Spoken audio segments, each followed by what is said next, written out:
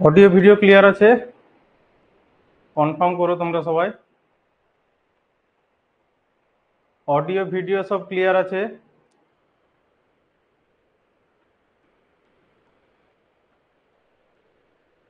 Confirm করবে।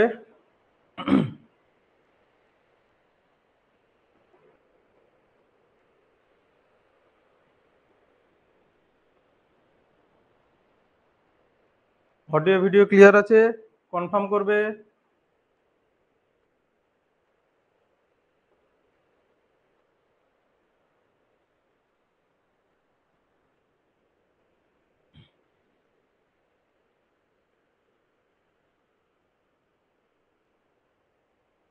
আমাকে শোনা যাচ্ছে কিনা কনফার্ম করো একটু।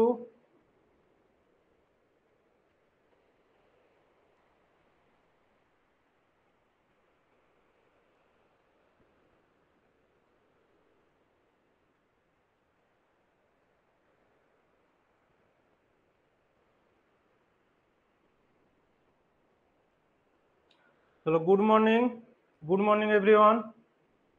তো আমরা আগের দিন ক্লাসে পড়েছিলাম বৈদিক সভ্যতা, ভেদিক এজ। তো বৈদিক সভ্যতা আমরা পড়েছি। বেদ, বেদ ছিল যার প্রধান ভিত্তি। বেদ বলে যে গ্রন্থটা ছিল সেটার থেকে আমরা যে সভ্যতার কথা জানতে পেরেছিলাম সেটা ছিল বৈদিক সভ্যতা। সেটা ছিল বৈদিক সভ্যতা।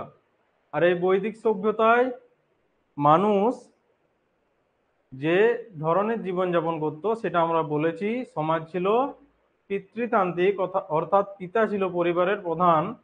সমাজ গোষ্ঠীতে বিভক্ত ছিল। গোষ্ঠীর যে প্রধান তাকে কি বলা হতো? ভূপতি, বিশপতি। তাকে বলা হতো ভূপতি, বিশপতি।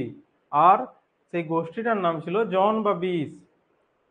তারপর তারা তাদের যে প্রধান ধর্মগ্রন্থ ছিল সেটা বেদ। বেদ ছিল 4 প্রকার: ঋক, সাম, যজু, অথর্ব। তোমাদের শোনাতে বা দেখাতে কোনো প্রবলেম নেই? এবার কনফার্ম করো তো। বোর্ড ক্লিয়ার আছে? সাউন্ড ক্লিয়ার আছে? কমেন্ট করো।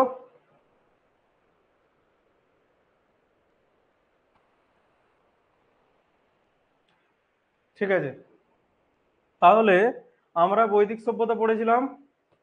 বেদের যুগে আমরা থ্যাংক ইউ এভরিওয়ান। তাহলে আমি শুরু করছি আজকে religious movement of ancient India, অর্থাৎ প্রাচীন ভারতের যে ধর্মীয় আন্দোলনগুলো হয়েছিল। প্রাচীন ভারতের যে ধর্মীয় আন্দোলনগুলো হয়েছিল সেই ধর্মীয় আন্দোলনগুলো সম্বন্ধে আমরা জানবো। কিসের বিরুদ্ধে হয়েছিল?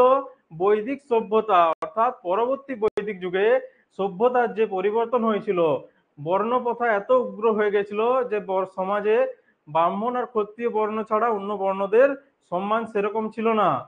যখন পশুপালনে, যখন পশুদের কৃষিকাজে এত প্রয়োজন হতো তখন কি করতে হতো? পশুটিকে যজ্ঞে আহুতি দেওয়া হতো বা বলি দেওয়া হতো। এইসব বিভিন্ন কারণ ছাড়াও এইসব বিভিন্ন কারণ ছাড়াও বৈদিক ধর্মের যে জটিলতা, কর্মপদ্ধতি, তার বাইরে মানুষ বেরিয়ে আসতে চাইলো, মানুষ মুক্তির একটা স্বাদ খুঁজতে চাইলো।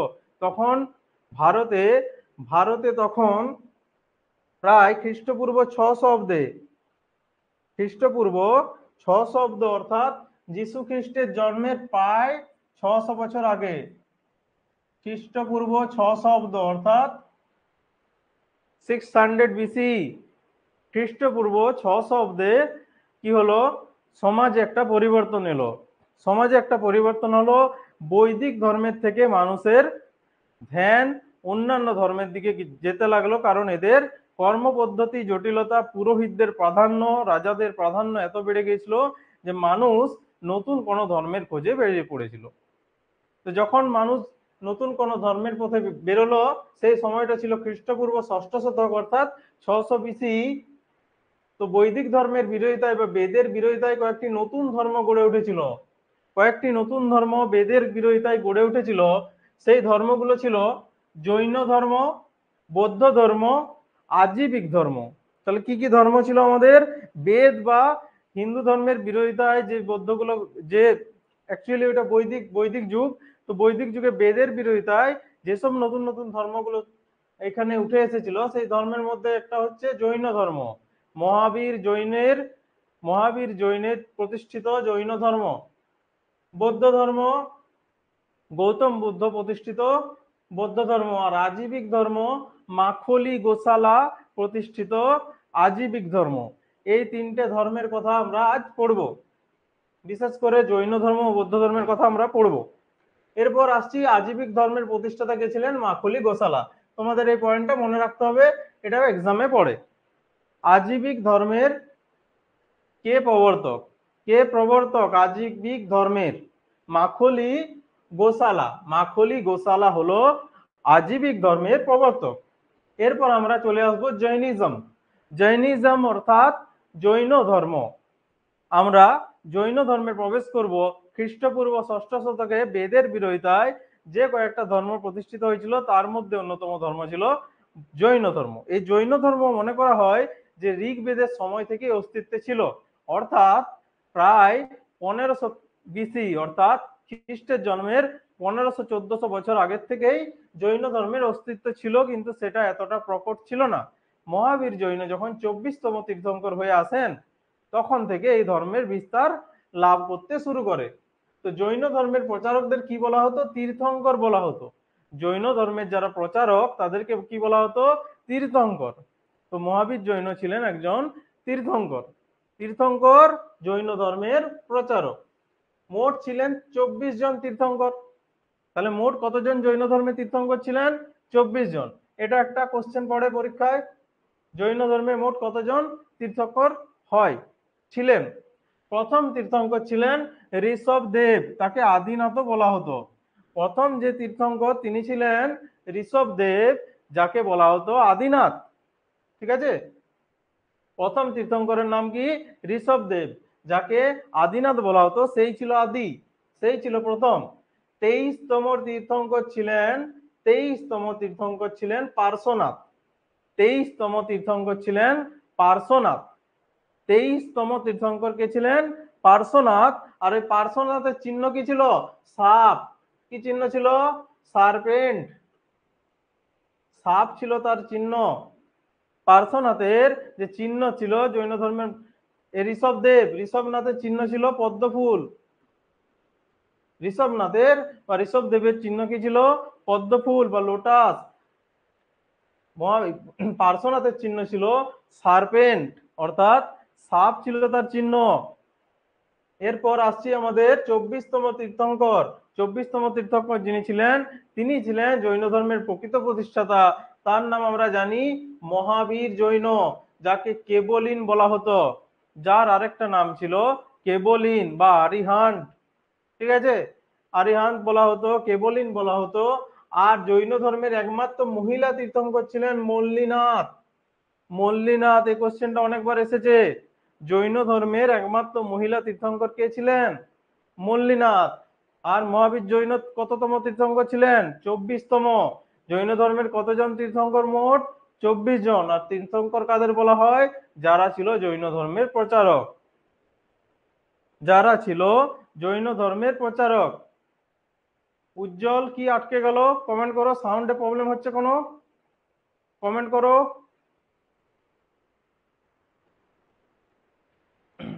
উজ্জ্বল কমেন্ট করো।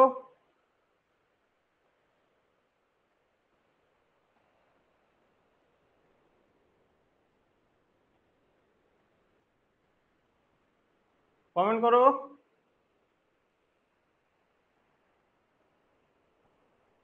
তো লাইফ অফ মহাবীরা, এরপর আমরা দেখলাম যে মহাবীর ছিল জৈন ধর্মের প্রধান প্রবর্তক। তিনি ছিলেন জৈন ধর্মের 24তম তীর্থঙ্কর।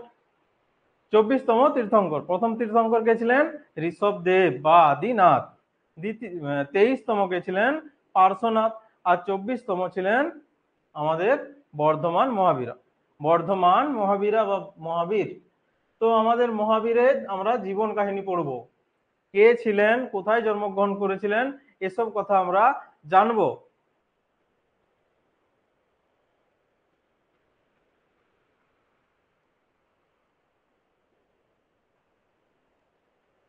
ভিডিও আটকে যাচ্ছিল কিনা?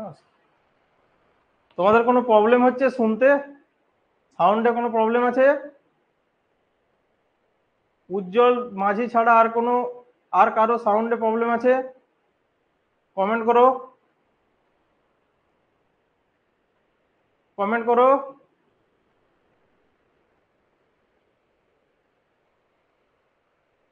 উজ্জ্বল তুমি সেটটাকে একবার এয়ারপ্লেন মুড করে আবার চালু করো, না হলে একবার রিস্টার্ট করো।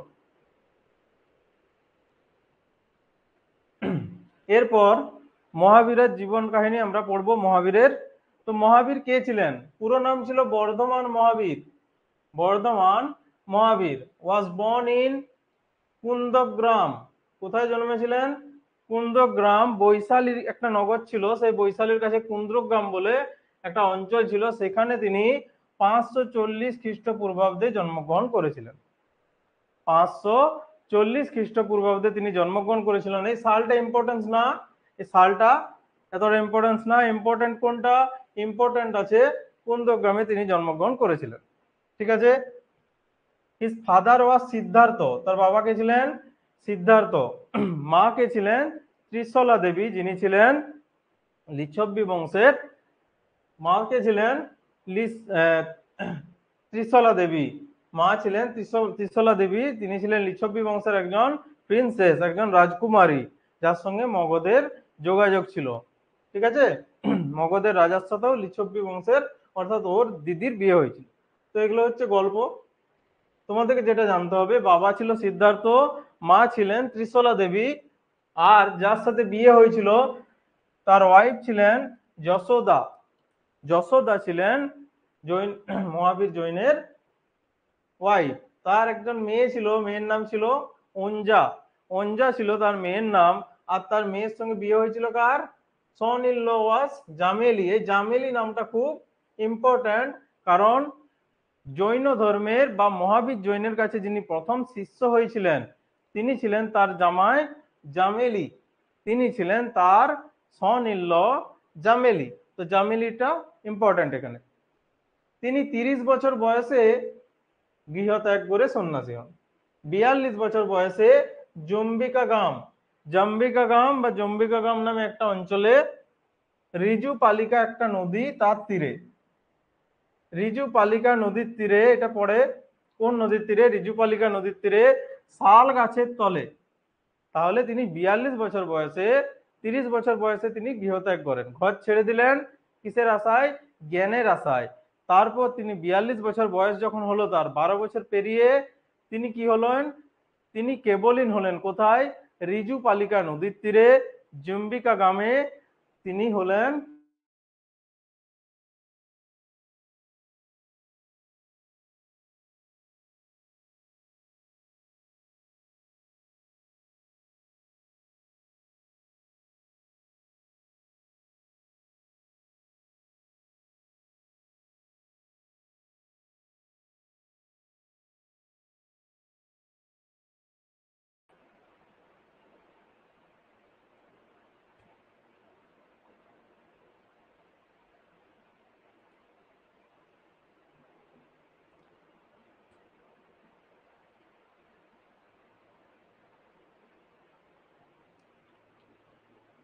ক্লিয়ার আছে?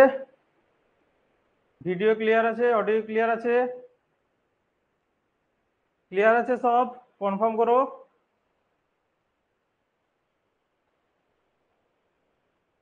কনফার্ম করো ক্লিয়ার আছে সব? টেকনিক্যাল এরর হচ্ছে।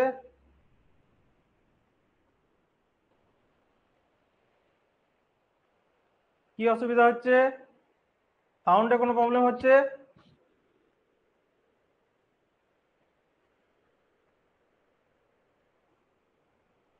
ক্লিয়ার আছে? কমেন্ট করো।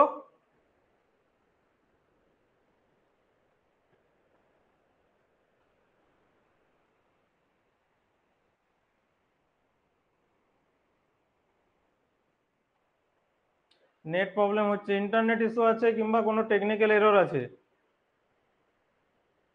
এখন ক্লিয়ার আছে? কমেন্ট করো সবাই। ক্লিয়ার আছে?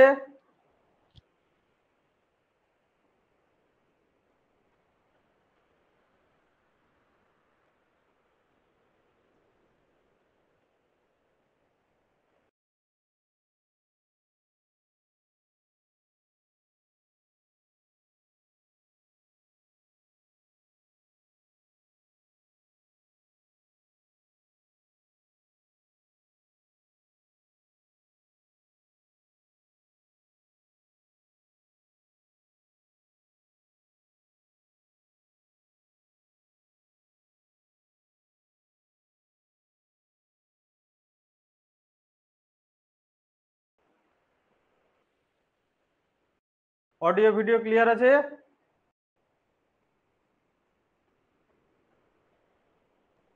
All clear? ওকে, তো শুরু করছি। দেখো, আমরা কোথায় ছিলাম? ঋজুপালিকা নদীর তীরে তিনি কৈবল্য লাভ করলেন। কে? মহাবীর। মহাবীর জৈন ঋজুপালিকা নদীর তীরে কৈবল্য জ্ঞান লাভ করলেন। ঠিক আছে? তো শাল গাছের তলে আর 42 বছর বয়সে, ঠিক আছে, জম্বিকা গ্রাম বা জাম্বিকা গ্রাম বলে একটা অঞ্চল ছিল, সেই অঞ্চলে তিনি কেবলীন বা জ্ঞান লাভ করলেন। তারপর তিনি তার যে ধর্মের বিস্তার সেটা তিনি ঘটাতে লাগলেন। তিনি বিভিন্ন স্থানে গিয়ে তার ধর্মের আলোচনা প্রচার করতে লাগলেন। তারপর তার ধর্ম ভারতের বিভিন্ন প্রান্তে ছড়িয়ে পড়ল। ঠিক আছে? তারপর তিনি এক সময়, যখন তার বয়স 72 বছর, যখন তার বয়স 72 বছর, 468 বিসিতে, অর্থাৎ 72 বছর বয়সে তিনি কোথায় মারা গেলেন? পাবাপুরীতে। পাবাপুরীতে তিনি মারা গেলেন। কোথায় মারা গেলেন? পাবাপুরীতে তিনি মারা গেলেন। মল্লদের রাজধানী ছিল পাবাপুরী। সেই পাবাপুরীতে মারা গেলেন 72 ইয়ার্সে, 72 বছর বয়সে।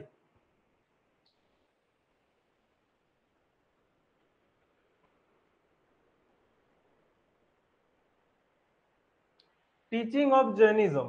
Teaching of Jainism.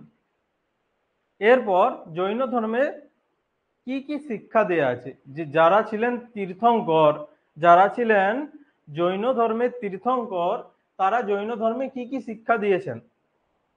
তারা জৈন ধর্মে কি কি শিক্ষা দিয়েছেন? Teaching of Jainism.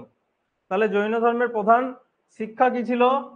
প্রধান শিক্ষা ছিল 5 কার্ডিনাল ট্রুথ, 5 কার্ডিনাল প্রিন্সিপাল, অর্থাৎ পঞ্চমহাব্রত।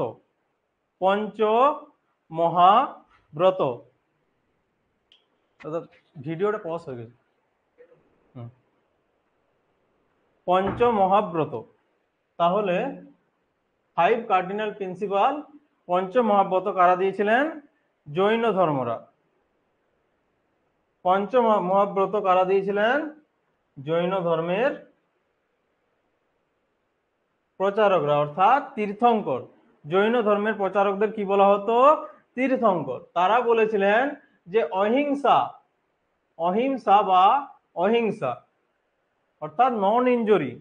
তারা বলেছিলেন হিংসা চলবে না, অর্থাৎ বলি যে দেয়া হচ্ছে, যে বৈদিক ধর্মে এত বলি দেওয়া হচ্ছে পশুদের, সেই হিংসাটা বন্ধ করতে হবে। মানুষে মানুষে হিংসাটা বন্ধ করতে হবে।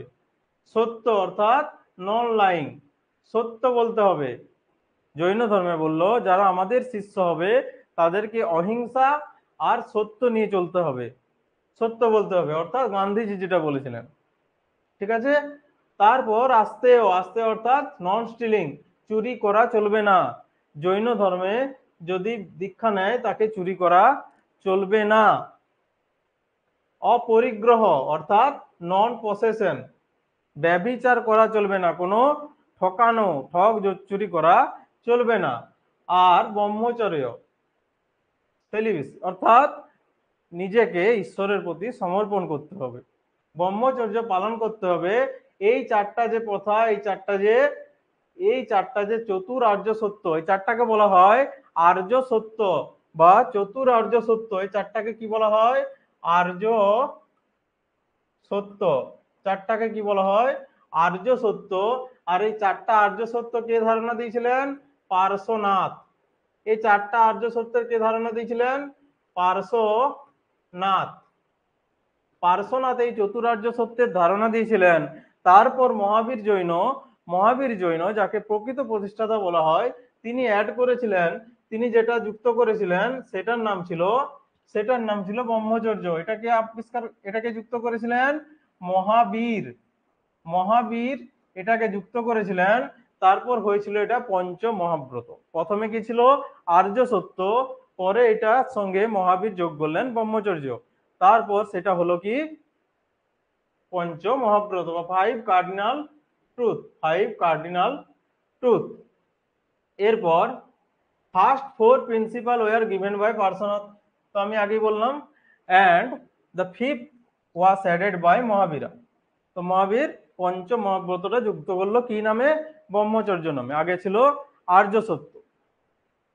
তাহলে জৈন ধর্মের টিচিং এ পঞ্চ মহাব্রত বা ফাইভ কার্ডিনাল ট্রুথ ক্লিয়ার হলো।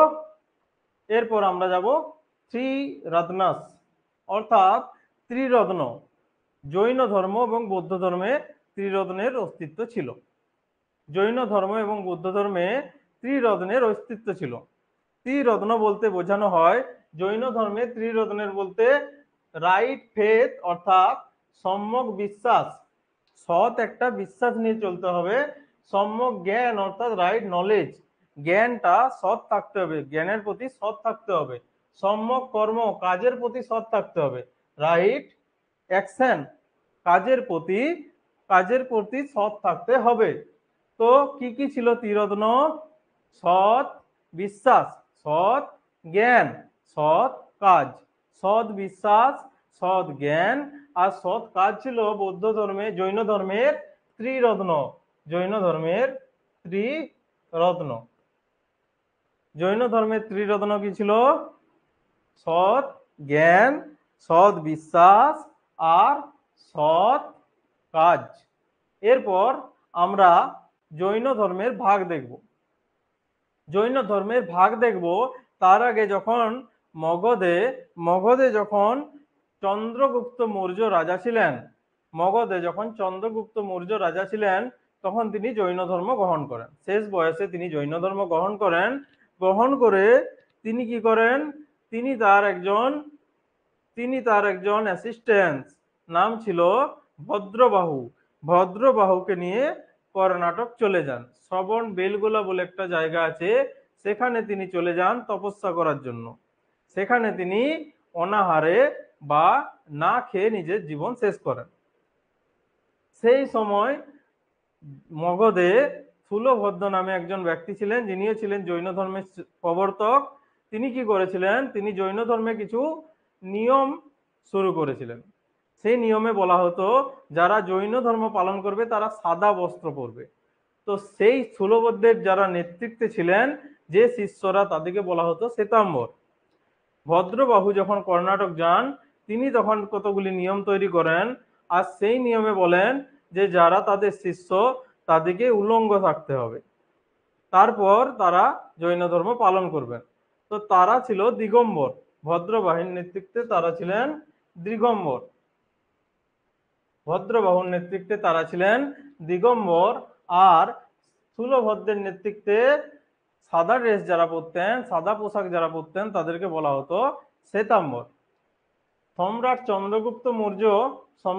চন্দ্রগুপ্ত মৌর্য এবং কলিঙ্গরাজ খারবেল, কলিঙ্গ অর্থাৎ বর্তমানের উড়িষ্যা, বর্তমানের উড়িষ্যার রাজা ছিলেন খারবেল, আর মগধের রাজা ছিলেন চন্দ্রগুপ্ত মৌর্য। মগধ যখন পড়াবো তোমাদের আসবো সেখানে। মগধের রাজা ছিলেন চন্দ্রগুপ্ত মৌর্য।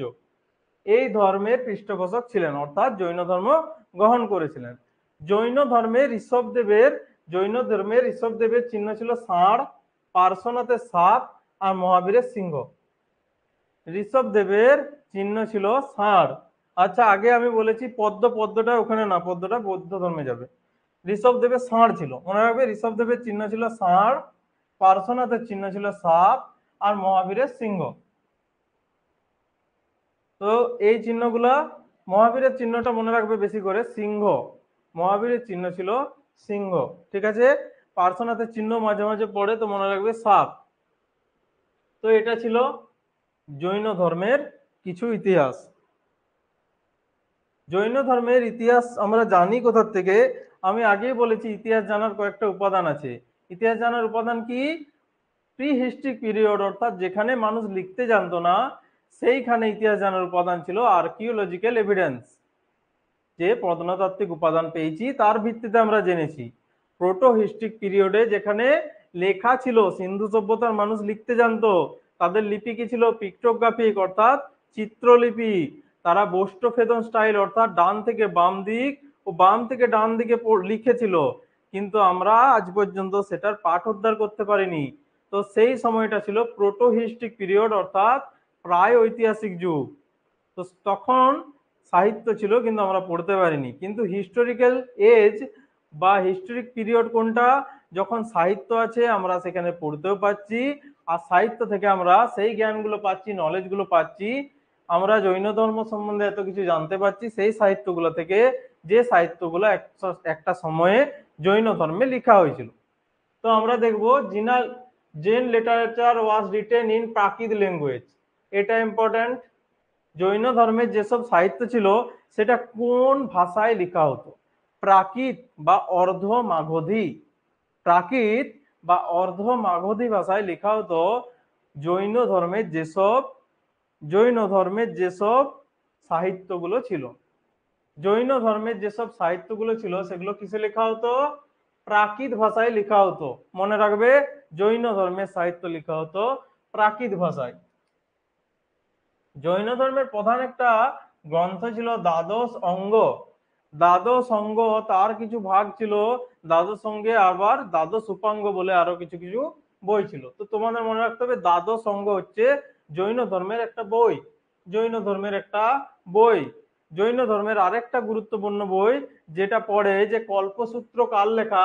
এই কল্পসূত্র হচ্ছে জৈন ধর্মের একটা বই, লিখেছিলেন ভদ্রবাহু। ভদ্রবাহু লিখেছিলেন। কে ছিলেন? ভদ্রবাহু কে ছিলেন? ভদ্রবাহু ছিলেন জৈন ধর্মের দিগম্বর যে শ্রেণীটা ছিল তাদের প্রধান। ভদ্রবাহু দিগম্বর শ্রেণীর প্রধান, আর স্থূলভদ্র ছিলেন শ্বেতাম্বর শ্রেণীর প্রধান। সেই ভদ্রবাহু লিখেছিলেন কি? কল্পসূত্র। ভদ্রবাহুর লেখা বইটির নাম কি ছিল? কল্পসূত্র। জৈন ধর্ম যে ছিল, যে অস্তিত্বে ছিল, সাহিত্য ছাড়াও আমরা এর প্রমাণ কিছু স্থাপত্যের থেকে পাই।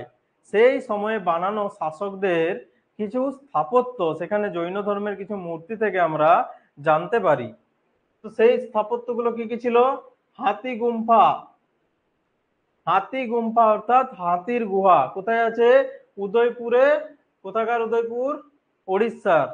উড়িষ্যার উদয়পুর, ঠিক আছে। উদয়গিরি। উদয়পুর হচ্ছে রাজস্থানে। হাতি গুম্ফা বা হাতি গুহাটা কোথায়? উদয়গিরি কেভ, অর্থাৎ উদয়গিরি বলে একটা পাহাড় আর খণ্ডগিরি বলে একটা পাহাড় আছে, তার যে গুহা আছে সেখানে হাতি গুম্ফা কেভটা আছে। সে হাতি গুম্ফা কেভে একটা জৈন ধর্মের স্থাপত্য মন্দির সেখানে আছে, ঠিক আছে। হাতি গুম্ফা কেভে। দিলবারা টেম্পেল। দিলবারার মন্দির মাউন্ট আবুতে। মাউন্ট আবু কোথায়? মাউন্ট আবু হচ্ছে আরাবল্লী। আরাবল্লী পর্বতে কি আছে? মাউন্ট আবু। মাউন্ট আবু আরাবল্লী পর্বতে। আরাবল্লী পর্বতের উচ্চতম পর্বত শৃঙ্গের নাম কি? আরাবল্লী পর্বতের উচ্চতম শৃঙ্গের নাম কি? কমেন্ট করো, কমেন্ট করো। আরাবল্লী পর্বতের উচ্চতম পর্বত শৃঙ্গের নাম কি? কে জানো? কমেন্ট করো। আরাবল্লী পর্বতের উচ্চতম পর্বতশৃঙ্গের নাম কি? কমেন্ট করো, কই কমেন্ট আসছে কই?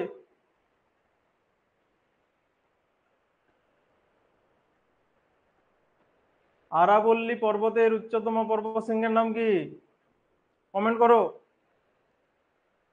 তো আরাবল্লী পর্বতের মাউন্ট আবু। মাউন্ট আবু কোথাকার? আরাবল্লী পর্বতের। সেখানে যে দিলবারা মন্দির ছিল, সেখানে যে দিলবারা মন্দির ছিল, একটু মনে করার চেষ্টা করো, কমেন্ট করো বাকিরা। বাকিরা কমেন্ট করো, আরাবল্লী পর্বতের উচ্চতম পর্বতশৃঙ্গের নাম কি? কোশ্চেনটা আসে পরীক্ষায়। আচ্ছা, মাউন্ট আবু ছিল আরাবল্লী পর্বতে, আর এখানে একটা দিলবারা বলে মন্দির আছে, যেটা কার? জৈন ধর্মের মন্দির। এরপর এই যে ধর্মগুলো ছিল, এদের একটা করে সভা হতো, বহু দিন দিন পর সভা হতো। অনেক রাইট আনসার দিয়েছো। মাউন্ট আবু না, মাউন্ট আবু নয়, মাউন্ট আবু তো বললাম আরাবল্লী পর্বতের। মাউন্ট আবু নয়, আরাবল্লী পর্বতের সর্বোচ্চ শৃঙ্গের নাম কি? গুরু শিখর। আরাবল্লী পর্বতের সর্বোচ্চ শৃঙ্গ গুরু শিখর। গুরু মানে বড়, শিখর মানে চূড়া। বড় চূড়ার নাম বড় চূড়া, অর্থাৎ গুরু শিখর। আরাবল্লী পর্বতের সর্বোচ্চ শৃঙ্গের নাম কি? গুরু শিখর। এরপর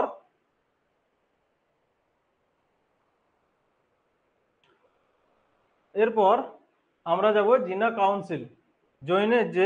জৈন ধর্মের যে সভাগুলো হয়েছিল, কে টু উত্তর কারা দিচ্ছ? কে টু হচ্ছে ভারতের সর্বোচ্চ শৃঙ্গ, কে টু অর্থাৎ গডউইন অস্টিন।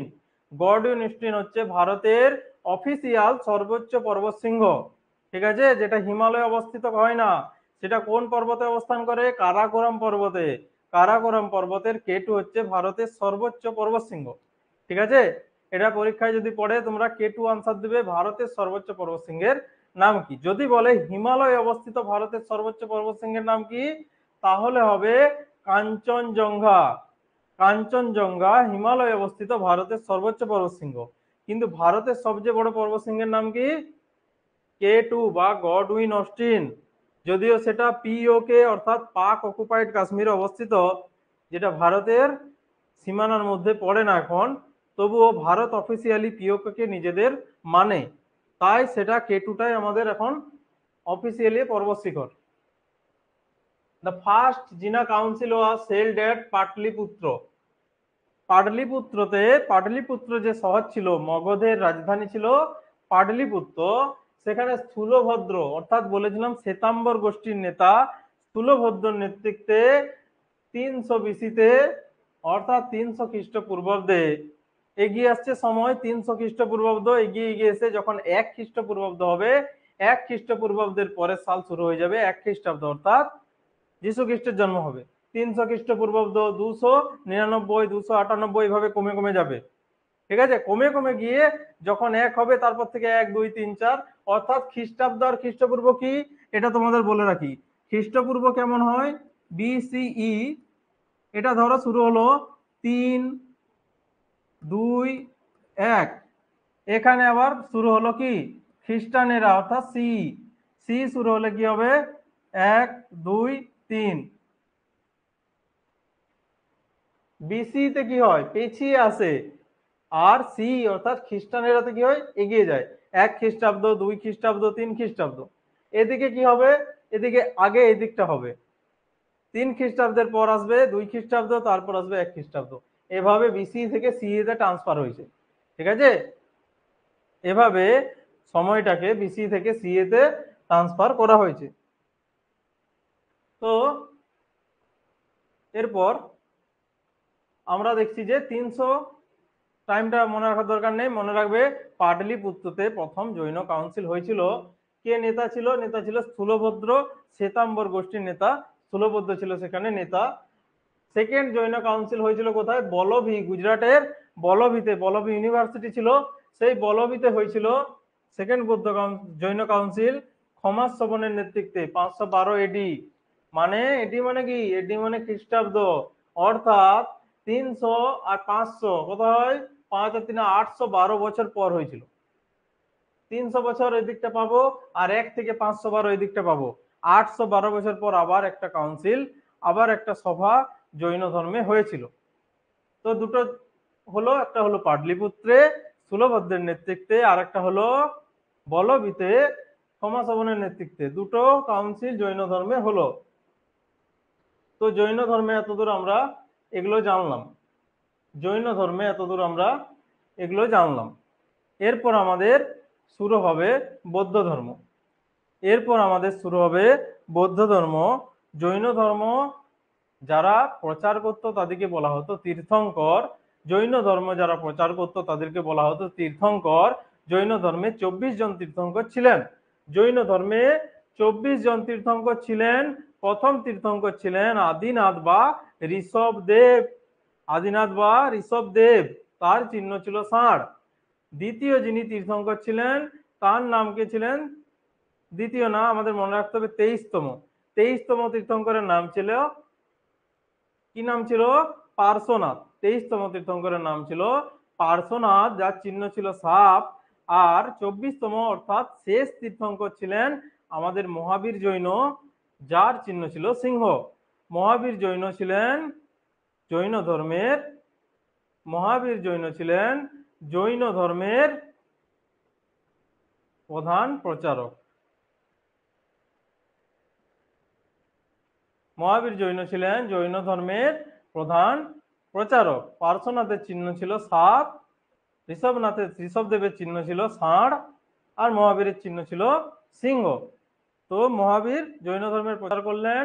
তিনি পার্শ্বনাথ যে 4টা আর্য সত্যের কথা বলেছিলেন, পার্শ্বনাথ যে 4টা আর্য সত্যের কথা বলেছিলেন তার সঙ্গে ব্রহ্মচর্য নামে আরেকটা পয়েন্ট তিনি যোগ করেন। এরপর তিনি সেটার নাম দেন পঞ্চ মহাব্রত। পঞ্চ মহাব্রত। তারপর তারা জৈন ধর্মে ত্রিরত্নের কথা বলেন, সৎ বিশ্বাস, সৎ জ্ঞান আর সৎ কাজ। ত্রিরত্নের কথা বলেন। জৈন ধর্মের কথা আমরা জানতে পারি জৈন লিটারেচার থেকে, যেগুলো প্রাকৃত ভাষায় লেখা হতো। জৈন ধর্মের সাহিত্যগুলো কোন ভাষায় লেখা হতো? প্রাকৃত ভাষায়। জৈন ধর্মের যে ভদ্রবাহু ছিলেন দিগম্বর গোষ্ঠীর নেতা, তার লেখা কল্পসূত্র বই থেকে আমরা জৈন ধর্মের কথা জানতে পারি। এছাড়া জৈন ধর্মগ্রন্থের নাম কি? দ্বাদশ অঙ্গ। দ্বাদশ অঙ্গ ছিল জৈন ধর্মগ্রন্থের নাম। এরপর জৈন কাউন্সিল কোথায় হয়েছিল? পাটলিপুত্রে হয়েছিল। পাটলিপুত্রে হয়েছিল স্থূলভদ্রের নেতৃত্বে। আর কোথায় হয়েছিল? বলবিতে হয়েছিল ক্ষমাশবনের নেতৃত্বে। তো এত দূর হলো জৈন ধর্ম, এত দূর হলো জৈন ধর্ম। এরপর আমরা প্রবেশ করব বুদ্ধ ধর্মে। বুদ্ধদেব, গৌতম বুদ্ধ। গৌতম বুদ্ধ ছিল এতগুলো ধর্মের মধ্যে সবচেয়ে সফল। তার ধর্ম বিভিন্ন দিকে ছড়িয়ে পড়েছিল, তার ধর্ম মানুষ গ্রহণ করেছিল, তার ভাষা ছিল সহজ সরল।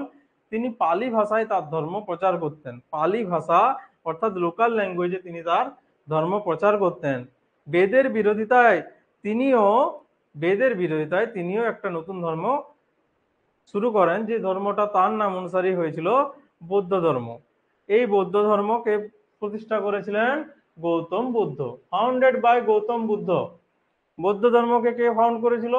গৌতম বুদ্ধ, যাকে শাক্যমুনি আর তথাগত বলা হতো। শাক্য বংশে তিনি জন্মগ্রহণ করেছিলেন, তার জন্য তাকে বলা হতো শাক্যমুনি। আর তথাগত, যে জ্ঞান লাভ করেছে, সমস্ত জ্ঞানটা লাভ করেছে, তাকে তথাগত বলা হতো। ও তার ছোটবেলায় নাম কি ছিল? সিদ্ধার্থ। অ্যাকচুয়াল নাম কি তার? সিদ্ধার্থ। ঠিক আছে? তাহলে তার, গৌতম বুদ্ধের অ্যাকচুয়াল নাম কি? সিদ্ধার্থ। গৌতম কোথা থেকে নামটা এসছে? তার মা তার জন্মের সপ্তাহের মধ্যেই মারা গিয়েছিলেন। ফলে তার যে মাসি ছিলেন, যে স্টেম মাদার ছিলেন, তার নাম ছিল গৌতমী। তো তিনি তাকে মানুষ করেছিলেন। তো তার নাম অনুসারে গৌতম বুদ্ধের নাম হয়, অর্থাৎ সিদ্ধার্থের নাম হয় গৌতম। এরপর গৌতম বুদ্ধ বা সিদ্ধার্থ জন্মগ্রহণ করেছিলেন 563 বিসিতে। 563 বিফোর খ্রিস্টানেরা অর্থাৎ খ্রিস্টপূর্ব 563 অব্দে তিনি জন্মগ্রহণ করেছিলেন শাক্য ফ্যামিলিতে। লুম্বিনীর, কোথাকার লুম্বিনী? কপিলাবস্তু, নেপাল। নেপালের কপিলাবস্তু যে জেলাটা আছে, সেখানে লুম্বিনী বলে একটা জায়গায় তিনি জন্মগ্রহণ করেছিলেন। তাহলে গৌতম বুদ্ধ কোথায় জন্মগ্রহণ করেছিলেন? এটা কোশ্চেনে আছে, লুম্বিনী। কোন জায়গায় বুদ্ধদেব জন্মগ্রহণ করেছিলেন? নেপালের লুম্বিনীতে। নেপালের লুম্বিনীতে তিনি জন্মগ্রহণ করেছিলেন। হিজ ফাদার ওয়াজ শুদ্ধোধন। গৌতম বুদ্ধের বাবার নাম ছিল শুদ্ধোধন। শুদ্ধোধন ছিল গৌতম বুদ্ধের বাবার নাম, আর মায়ের নাম ছিল মহামায়া দেবী। মহামায়া ছিলেন তার মা। গৌতম বুদ্ধের মা কে ছিলেন? Mahamaya Devi. He was brought up by his step mother Gautami. Gautami তাকে মানুষ করেছিলেন। তার মাসি গৌতমী তাকে মানুষ করেছিলেন। তার মাসি তার স্টেপ মাদারও ছিলেন। ঠিক আছে। Hence he was known as Gautam. এই জন্য তার নাম হয়েছিল কি? Gautam. He married to Yashodhara. তাহলে জৈন ধর্মে মহাবীর জৈন যশোধাকে বিয়ে করেছিলেন। বুদ্ধদেব যাকে বিয়ে করেছিলেন তার নাম ছিল Yashodhara. And had a son name Rahul. Gautam বুদ্ধের একটি ছেলে ছিল, নাম কি ছিল? রাহুল। গৌতম বুদ্ধের একটি ছেলে ছিল, নাম কি ছিল? রাহুল। 29 বছর বয়সে তিনি গৃহত্যাগ করেন। তার বাড়ি ছেড়ে 29 বছর বয়সে তার রাজত্ব ছেড়ে তিনি মুক্তির আশায় বেরিয়ে পড়েছিলেন বাড়ি থেকে। বেরিয়েছিলেন তার একটা ঘোড়া নিয়ে। ঘোড়াটার নাম ছিল কণ্টক। তার কণ্টক বলে একটা ঘোড়া ছিল, সেই ঘোড়াটাকে নিয়ে তিনি বেরিয়ে পড়েন মুক্তির অপেক্ষায়। বেরিয়ে পড়েছিলেন যে সময়, সেই বেরিয়ে পড়ানোটার নাম ছিল মহাভিনিষ্কমন। তিনি যখন বেরিয়ে পড়েন, তার বেরিয়ে পড়াটাকে বলা হতো মহাভিনিষ্কমন। তো তিনি 29 বছর বয়সে বাড়ি ছেড়ে তার যে কণ্টক বলে ঘোড়াটা ছিল তাতে করে বেরিয়ে পড়েন, সেটাকে বলা হতো মহাভিনিষ্কমন। তিনি দেখেছিলেন একজন বৃদ্ধ মানুষকে রাস্তাতে, একজন রোগী মানুষকে, একজন মৃত মানুষকে, আর একজন সন্ন্যাসীকে দেখে তিনি জগতের দুঃখকে চিন্তা করেছিলেন। তারপর তিনি তপস্যায় বসেছিলেন এবং তিনি এনলাইটমেন্ট অর্থাৎ তিনি তার জ্ঞানটা, যে বোধি জ্ঞানটা লাভ করেছিলেন, সে সময় ছিল তার 35 বছর বয়স। 29 থেকে 35, অর্থাৎ যিনি মহাবীর জৈন ছিলেন তার সময় লেগেছিল 12 বছর, এনার সময় লেগেছিল 6 বছর। 35 বছর বয়সে তিনি পিপিল ট্রি অর্থাৎ অশ্বত্থ গাছের নিচে রিভারের নাম কি ছিল? নিরঞ্জনা। তাহলে জৈন ধর্মে মহাবীর জৈন যে নদীটার নিচে তপস্যা করেছিল তার নাম ছিল ঋজুপালিকা, আর বৌদ্ধ ধর্মের নদীটার নাম নিরঞ্জনা নদীর তীরে গৌতম বুদ্ধ বোধিজ্ঞান লাভ করেন। এই নদীটার আরেকটা নাম আছে ফল্গু। ঠিক আছে। নিরঞ্জনা নদীর তীরে গৌতম বুদ্ধ বোধিজ্ঞান লাভ করলেন। মহাবীর জৈন ঋজুপালিকা নদীর তীরে করেছিলেন। মহাবীর জৈন করেছিলেন জম্বিকা গ্রামে, আর ইনি কোথায় কোথায় করেছিলেন? গয়াতে। গয়া গয়া বলে যে জায়গাটা আছে, সেই গয়াতে তিনি বোধিজ্ঞান লাভ করেছিলেন। গয়াতে তিনি বোধিজ্ঞান লাভ করেছিলেন। কে লাভ করেছিলেন? গয়াতে বোধিজ্ঞান কে লাভ করেছিলেন? গৌতম বুদ্ধ। গয়াতে গৌতম বুদ্ধ লাভ করেছিলেন বোধিজ্ঞান। যে গাছটার তলায়, অর্থাৎ যে অশ্বত্থ গাছটার তলায় তিনি বোধিজ্ঞান লাভ করেন, যে অশ্বত্থ গাছের তলায় তিনি বোধিজ্ঞান লাভ করেন, সেই গাছটাকে বলা হতো বোধি ট্রি। আর গয়ার নাম তখন থেকে পড়ে বুদ্ধ গয়া। অশ্বত্থ গাছটার নাম পড়ে গেল বোধি ট্রি, বোধিবৃক্ষ, আর বুদ্ধ গয়া নাম পড়লো তার তপস্যার জায়গায় বুদ্ধ গয়া নাম পড়লো। হি ডেলিভার হিজ ফার্স্ট সারমন।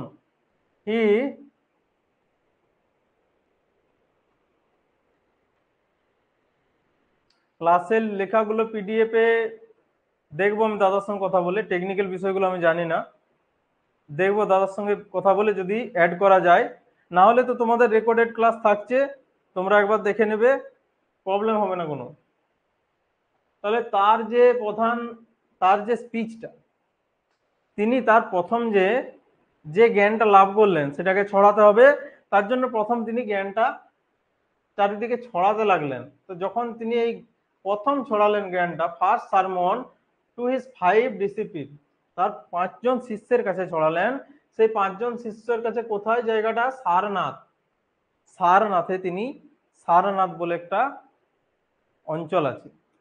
সারনাথে সেখানে তিনি কি করলেন? 5জন শিষ্যকে বললেন তার জ্ঞানের কথা। তাদেরকে বললেন তারা যেন ভারতবর্ষের বিভিন্ন অঞ্চলে এই জ্ঞানটা ছড়িয়ে দিতে পারে। 5জন শিষ্য ছিল, অশ্বজিৎ, ব্যাপ্য, মহানাম, এইসব 5জন শিষ্য ছিল তাদের, ঠিক আছে, কৌন্ডিন্য, এইসব 5জন শিষ্যের কাছে তারা গৌতম বুদ্ধ তার যে জ্ঞানটা ছড়িয়ে দিলেন। প্রথম যে ছড়িয়েছিলেন সেই জায়গাটার নাম ছিল সারনাথ। এই সারনাথে ধর্মচক্র প্রবর্তন। তাহলে সারনাথে 5জন শিষ্যকে তার ধর্মের জ্ঞান দিলেন। এই ধর্মের জ্ঞান দেওয়াটাকে কি বলা হলো? ধর্মচক্র প্রবর্তন। তাহলে তিনি তার কণ্টক ঘোড়া নিয়ে যখন ঘর ছাড়লেন, ঘরটা ছেড়ে বেরিয়ে এলেন তপস্যার জন্য, তখন সেটাকে বলা হলো মহাভিনিষ্ক্রমণ। তিনি বাড়ি থেকে বেরিয়ে এলেন, মহাভিনিষ্ক্রমণ, নিষ্ক্রমণ হলো তার। তিনি যখন তার জ্ঞানটা ছড়িয়ে দিলেন তখন তিনি যেটার নাম দিলেন ধর্মচক্র প্রবর্তন। ধর্মটা চক্রাকারে তিনি প্রবর্তন করলেন, চারদিকে ছড়ালেন। 5জনকে ছড়ালেন, সেই 5জন আরো কয়েকজনকে ছড়াবে, চারিদিকে গিয়ে ধর্মটা প্রচার করবে। He died at the age of 80 years. 80 বছর বয়সে তিনি কি হলেন? মারা গেলেন। 72 বছর বয়সে মারা গিয়েছিলেন মহাবীর জৈন। 80 বছর বয়সে মারা গেলেন কে? গৌতম বুদ্ধ। কুশীনগর, পাভাপুরীতে মারা গিয়েছিলেন মহাবীর জৈন। কুশীনগরে মারা গেলেন কে? গৌতম বুদ্ধ। গৌতম বুদ্ধ মারা গেলেন কুশীনগরে। আর এই কুশীনগরের পাভাপুরী দুটোই ছিল মল্ল বলে যে গণরাজ্য, অর্থাৎ প্রজাতান্ত্রিক একটা রাজ্য ছিল। ষোড়শ মহাজনপদে যখন তোমাদের পড়াবো, 16টা বড় বড় মহাজনপদ, তার মধ্যে একটা ছিল মল্ল। আর এই মল্লটা ছিল প্রজাতান্ত্রিক, অর্থাৎ প্রজারা শাসন করতো, যেখানে রাজাকে নির্বাচন করা হতো। সেই মল্ল গণরাজ্যের দুটো রাজধানী ছিল, একটা ছিল পাভাপুরী, একটা ছিল কুশিনারা বা কুশীনগর। তো এই কুশীনগরে গৌতম বুদ্ধ মারা গেলেন, আর পাভাপুরীতে মারা গেলেন জৈনদেব, অর্থাৎ মহাবীর জৈন। তিনি যে মারা গেলেন সেটাকে বলা হলো মহাপরিনির্বাণ। তিনি যে মারা গেলেন সেটাকে বলা হতো মহাপরিনির্বাণ। গৌতম বুদ্ধ যেটা মারা গেলেন সেই মারা যাওয়াটাকে বলা হলো মহাপরিনির্বাণ। তিনি জ্ঞান লাভ করেছিলেন, অর্থাৎ নির্বাণ লাভ করেছিলেন, কিন্তু তিনি যখন মারা গেলেন অর্থাৎ মহাপরিনির্বাণ। ডেমোক্রেটিক ছিল, অবশ্যই রিপাবলিক ছিল, ডেমোক্রেটিক ছিল। কোনটা? মল্ল গণরাজ্য, মল্ল প্রজাতান্ত্রিক রাজ্য ছিল সেটা। এরপর major events of Buddhist life. তাহলে বুদ্ধদেবের যে জীবন সেটাকে বিভিন্ন চিহ্নের সাহায্যে বোঝানো হয়েছে। বার্থ অর্থাৎ জন্মগ্রহণ, লোটাস এন্ড বুল দিয়ে কি বোঝানো হয়েছে? জন্মের চিহ্নকে বোঝানো হয়েছে বুদ্ধদেবের। মহাভিনিষ্ক্রমণ অর্থাৎ তার কণ্টক ঘোড়া নিয়ে যখন তিনি ঘর ছাড়েন সেটাকে বলা হতো মহাভিনিষ্ক্রমণ। তো তার চিহ্ন অবশ্যই হর্স, অর্থাৎ তার চিহ্ন হলো ঘোড়া। তিনি যখন তার ঘোড়া কণ্টককে নিয়ে ঘর ছাড়েন সেটার চিহ্ন হলো ঘোড়া বা হর্স। তিনি যখন নির্বাণ লাভ করেন, অর্থাৎ তিনি যখন 35 বছর বয়সে নিরঞ্জনা নদীর তীরে পিপল গাছ অর্থাৎ অশ্বত্থ গাছের নিচে গয়াতে কি করলেন? নির্বাণ লাভ করলেন, অর্থাৎ জ্ঞান পেলেন, বোধি হলেন, ঠিক আছে। তখন তিনি হয়ে গেলেন, তখন যে চিহ্নটা ছিল সেটা ছিল বোধি ট্রি। নির্বাণের চিহ্ন হলো বোধি ট্রি, কারণ সেই পিপল গাছটাকে দিয়ে নাম দেওয়া হলো সেই নির্বাণের। ফার্স্ট সারমন, প্রথম যে জ্ঞানটা তিনি ছড়িয়েছিলেন 5জন শিষ্যের কাছে, সেই 5জন শিষ্য যে ধর্মচক্র প্রবর্তন ছিল, সেই ধর্মচক্র অর্থাৎ চাকা, সেই চাকাই ছিল ফার্স্ট সারমন, অর্থাৎ ধর্মচক্র প্রবর্তনের চিহ্ন, চাকা, হুইল। আর তার মৃত্যু যখন হলো, অর্থাৎ তিনি যখন মহাপরিনির্বাণ পেলেন, তার মৃত্যুকে কি বলা হতো? মহাপরিনির্বাণ। তো সেইটাকে বলা হতো স্তূপ দিয়ে, স্তূপ বানানো হতো। যেমন কবর বানানো হয়, যেমন সমাধি বানানো হয়, বৌদ্ধ ধর্মে তেমন স্তূপ বানানো হয়। ঠিক আছে? তো সেই স্তূপটাকে দিয়ে তার মৃত্যুকে বোঝানো হতো। এগুলো ছিল চিহ্ন, এগুলো ছিল চিহ্ন। জন্মের চিহ্ন ছিল লোটাস এন্ড বুল। তিনি যখন গৃহত্যাগ করেন, তার কণ্টক ঘোড়ায়, সেটার চিহ্ন ছিল ঘোড়া অর্থাৎ হর্স। তিনি যখন জ্ঞান লাভ করেন, নির্বাণ পান, তখন তার চিহ্ন ছিল বোধি ট্রি অর্থাৎ পিপল ট্রি। তিনি যখন ফার্স্ট সারমেন দেন, তার প্রথম জ্ঞানটা ছড়িয়ে দেন, ধর্মের চক্রটাকে তিনি যখন চক্রাকারে ছড়িয়ে দেন, ধর্মটাকে, ধর্মচক্র প্রবর্তন, তখন সেটার চিহ্ন ছিল চাকা বা চক্র, হুইল। আর তার যখন মৃত্যু হয়, তিনি যখন মৃত্যুবরণ করেন, তখন তার চিহ্ন স্তূপ, তখন তার চিহ্ন ছিল স্তূপ। এরপর আমরা জানবো টিচিং অফ বুদ্ধিজম। বুদ্ধ ধর্মে কি টিচিং দেওয়া হয়েছে, কি শিক্ষা দেওয়া হয়েছে আমাদের? বুদ্ধদেব দুঃখের কারণ হিসাবে 4টি আর্য সত্যের কথা বলেন। 4টি আর্য সত্যের কথা বুদ্ধদেব বলেছিলেন। সেই 4টি আর্য সত্য কি কি ছিল? জগৎ দুঃখময়, অর্থাৎ জগতে দুঃখ আছে। তিনি বলেছিলেন দুঃখের কারণ আছে, তিনি বলেছিলেন দুঃখের কারণ আছে, আর দুঃখ থেকে রেহাই পাওয়াবে, নিবৃত্তি পাওয়ারও উপায় আছে। দুঃখ থেকে নিবৃত্তি পাওয়ারও উপায় আছে। আর সেই দুঃখ থেকে নিবৃত্তি পাওয়ার উপায়গুলো যদি জানতে হয়, তাহলে আমাদেরকে কি ফলো করতে হবে? অষ্টাঙ্গিক মার্গ ফলো করতে হবে। অষ্টাঙ্গিক মার্গের কথা তিনি বলেছিলেন, কে বলেছিলেন? গৌতম বুদ্ধ। তিনি বলেছিলেন মধ্যম পন্থা, অর্থাৎ না বেশি না কম, মাঝামাঝি জীবনযাপন করতে হবে। তো তিনি বলেছিলেন মধ্যম পন্থা আর অষ্টাঙ্গিক মার্গ, 8টা পথের কথা তিনি বলেছিলেন, যে পথগুলো ফলো করলে তুমি মুক্তিতে পাবে, তুমি মুক্তি পাবে, তুমি শান্ত থাকবে। তো সেই কথাগুলো তিনি বলেছিলেন অষ্টাঙ্গিক মার্গের মাধ্যমে। যেমন জৈন ধর্মে ত্রিরত্ন ছিল সৎ বিশ্বাস, সৎ জ্ঞান আর সৎ কাজ, সেরকম বৌদ্ধ ধর্মেও ত্রিরত্ন ছিল। কি ত্রিরত্নগুলো কি কি ছিল? বুদ্ধ, ধর্ম বা ধম্ম, পালি ভাষায় ধর্ম বলা হয় না, ধম্ম বলা হয়। Buddha, Dhamma and Sangha, Buddha, Dhamma and Sangha. তাহলে বুদ্ধ কি? বুদ্ধদেবের নিজের কাহিনী, নিজের বাণী। ধম্ম, সেই ধর্মটাকে পালন করা বা ছড়িয়ে দেয়া।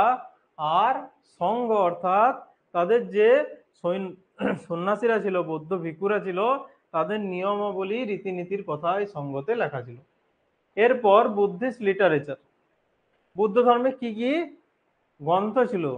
সাহিত্য ছাড়া আমরা প্রাচীন কালের ইতিহাসের কথা আমরা জানতে পারি না, অর্থাৎ এনসিয়েন্ট ইন্ডিয়ার হিস্ট্রি, অর্থাৎ হিস্টোরিক্যাল ফেজে আমরা যখন থাকি, তখন যে তার প্রাচীন এলাকাটার কথা আমরা জানতে পারি লিটারেচার বা সাহিত্য দিয়ে। তো জৈন ধর্মের সাহিত্য আমরা জেনেছি, দ্বাদশাঙ্গ, কল্পসূত্র। বুদ্ধ ধর্মের সাহিত্য আমরা জানবো। প্রধানত বুদ্ধদের যে ধর্মগ্রন্থ ছিল, বুদ্ধদের যে প্রধান সাহিত্যটা ছিল, সেটার নাম কি ছিল? ত্রিপিটক। ত্রিপিটক, 3টা পিটক অর্থাৎ ঝুড়ি। পিটক মানে ঝুড়ি, পিটক মানে ঝুড়ি। তো ত্রিপিটক ছিল বৌদ্ধ ধর্মের প্রধান ধর্মগ্রন্থ, যেটা লেখা হয়েছিল পালি ভাষায়। জৈন ধর্ম লেখা হয়েছিল কোন ভাষায়? প্রাকৃত ভাষায়। প্রাকৃত ভাষায় জৈন ধর্ম লেখা হয়েছিল। জৈন ধর্মের যে সাহিত্যগুলো, বৌদ্ধ ধর্মের সাহিত্য কোন ভাষায়? পালি ভাষায়। অর্থাৎ বৌদ্ধরা পালি ভাষায় তাদের ধর্ম প্রচার করেন, জৈনরা প্রাকৃত ভাষায় তাদের ধর্ম প্রচার করেন। তার জৈন বৌদ্ধ ধর্মের যে ধর্মগ্রন্থ প্রধান, তার নাম ছিল ত্রিপিটক। ত্রিপিটক ছিল বৌদ্ধদের প্রধান ধর্মগ্রন্থ। ত্রিপিটক কনসিস্ট অফ, অর্থাৎ ত্রিপিটক কত ভাগে ছিল? সূত্রপিটক অর্থাৎ টিচিং অফ বুদ্ধা। সূত্রপিটকটা কি? বুদ্ধের বাণী, বুদ্ধের বাণী, বুদ্ধের টিচিং। ঠিক আছে? বিনয় পিটকে কি বলা হতো? Rule of Sangha and monk. তাহলে সংঘের যে নিয়মাবলী ছিল, সন্ন্যাসীদের যে নিয়মাবলী ছিল, সেগুলো কোথায় ছিল? বিনয় পিটকে। বিনয় পিটকে ছিল সন্ন্যাসীদের নিয়ম। ঠিক আছে? বিনয় পিটকে ছিল সন্ন্যাসীদের নিয়মাবলী। বিনয় পিটকে একটা বই আছে, বইটার নাম জাতক। সেই জাতক বই থেকে গৌতম বুদ্ধের যে পূর্ব জন্মের কাহিনী তিনি সেই বইটাতে আমরা জানতে পারি। যদিও গৌতম বুদ্ধ পূর্বজন্ম, আত্মা এসব মানতেন না, ঠিক আছে। তো জাতক ছিল গৌতম বুদ্ধের পূর্বজন্মের কাহিনী জানার বই। সেটা বিনয় পিটকে পাই আমরা, সেটা বিনয় পিটকে পাই। আরেকটা জিনিস বিনয় পিটক থেকে পাই, সেটা হলো অঙ্গুত্তর নিকয়। অঙ্গুত্তর অঙ্গুত্তর নিকয় বলে একটা বই পাই। অঙ্গুত্তর নিকয় বইটা পাই। অঙ্গুত্তর নিকয় বইটা থেকে আমরা ষোড়শ মহাজনপথ অর্থাৎ 16টা মহাজনের পথের কথা আমরা জানতে পারবো। নেক্সট ক্লাস যেটা নিয়ে আছে আমাদের ষোড়শ মহাজনপথ নিয়ে। তো আমরা পেলাম ত্রিপিটকের 3টা ভাগ, একটা সুত্ত পিটক, একটা বিনয় পিটক, আর একটার নাম হলো অভিধর্ম পিটক। অর্থাৎ অভিধর্ম পিটক কি? অভিধর্ম পিটক হলো জৈন ধর্মের, বৌদ্ধ ধর্মের দর্শন। অভিধর্ম পিটক কি? বুদ্ধিস্ট ফিলোসফি হলো অভিধর্ম পিটক। যেমন ফিলোসফি ছিল বৈদিক যুগে উপনিষদে, বেদের ফিলোসফি কি ছিল? উপনিষদে। সেরকম অভিধর্ম পিটকে কি ছিল? অভিধর্ম পিটকে কি ছিল? সেরকম অভিধর্ম পিটকে ছিল ফিলোসফি অফ বুদ্ধিজম। ছিল অভিধর্ম পিটকে। অ্যানাদার ইম্পর্টেন্ট বুক ওয়াজ জাতক। বললাম জাতক। জাতকে কি বলা আছে? আর্লি লাইফ অফ বুদ্ধা, আগেই বলেছি। বুদ্ধের জন্মের পুরনো মানে পূর্বজন্মের কাহিনী সেখানে লেখা আছে।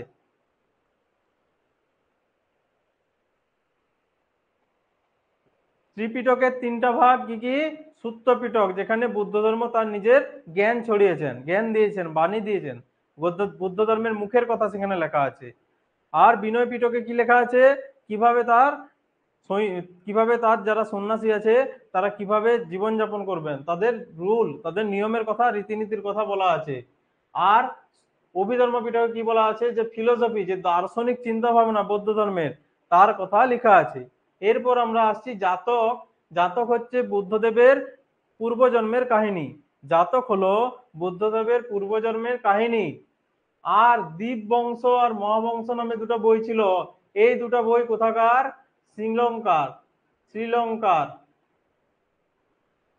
শ্রীলঙ্কাতে সম্রাট অশোকের নেতৃত্বে, মৌর্য সম্রাট অশোকের নেতৃত্বে বৌদ্ধ ধর্মের প্রচার হয়েছিল। আর এখানে বৌদ্ধ ধর্মের 2টো বই লেখা হয়েছিল। সেই 2টো বইয়ের নাম ছিল দ্বীপ বংশ আর মহাবংশ। দেয়ার আর মেনলি 3 স্কিট অফ বুদ্ধিজম। 3টা ভাগ আছে বুদ্ধিজমের। একটা হচ্ছে হিনযান, একটা হলো মহাযান, আর একটা হলো বজ্রযান। 3টে ভাগ, একটা হলো হিনযান, একটা হলো মহাযান, একটা হলো বজ্রযান। হিনযানে বুদ্ধকে যারা প্রাচীন কালের হিসাবে ফলো করত, অর্থাৎ বুদ্ধদেবের বাণীকে তারা মানত, বাণীকে মেনে তারা বৌদ্ধ ধর্মের প্রচার করত, তাদেরকে বলা হতো হিনযান। এই হিনযানের যে ভক্ত ছিলেন তাকে বলা হতো অশোকা। হিনযানের যিনি হিনযান ধর্মের প্রচার ঘটিয়েছিলেন। অশোক কি করেছিল? হিনযান বৌদ্ধ ধর্মের প্রচার করেছিলেন। মহাযান অর্থাৎ আধুনিক বৌদ্ধ ধর্ম, যেটা হিনযান থেকে সরে এসেছিল, যেখানে বৌদ্ধ ধর্মের মূর্তি পূজা শুরু হয়েছিল। গান্ধার স্টাইলে, মথুরা স্টাইলে বুদ্ধ মূর্তি তৈরি করে সেখানে বৌদ্ধ ধর্মের মূর্তি পূজা চালু করা হয়েছিল। আর এটা প্রচার করা করেছিল কনিষ্ক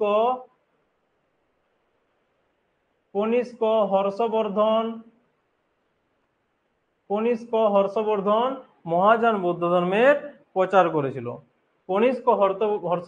মহাযান বৌদ্ধ ধর্মের প্রচার করেছিল। পালি ভাষায় যে বৌদ্ধ ধর্মটা প্রচার হয়েছিল প্রথম, সেটা ছিল হিনযান বৌদ্ধ ধর্ম। তারপর পরবর্তীকালে সেটা আস্তে আস্তে সংস্কৃত ভাষায় ট্রান্সফার হয়ে মহাযান বৌদ্ধ ধর্মে সংস্কৃতে প্রচার করা হতো, ঠিক আছে। এরপর বজ্রযান, এখানে মন্ত্রতন্ত্র বেশি ইউজ করা হতো। এই বজ্রযানে পাওয়া গেছে কোথায়? ওয়েস্ট বেঙ্গলে বজ্রযান বৌদ্ধ ধর্ম পাওয়া যায়, আর তিব্বত, ওয়েস্ট বেঙ্গল তিব্বতে বজ্রযান। মহাযানটা কোথায় পাওয়া গেছে? China, Japan. আর হিনযান কোথায় এখন? শ্রীলঙ্কা। হিনযানটা কোথায়? Sri Lanka, Thailand, Myanmar. Sri Lanka, Thailand, মায়ানমারে হিনযান বৌদ্ধ ধর্ম, চায়না, জাপানে মহাযান বৌদ্ধ ধর্ম, আর তিব্বত আর পশ্চিমবঙ্গে বজ্রযান বৌদ্ধ ধর্মের এখনো অস্তিত্ব আছে।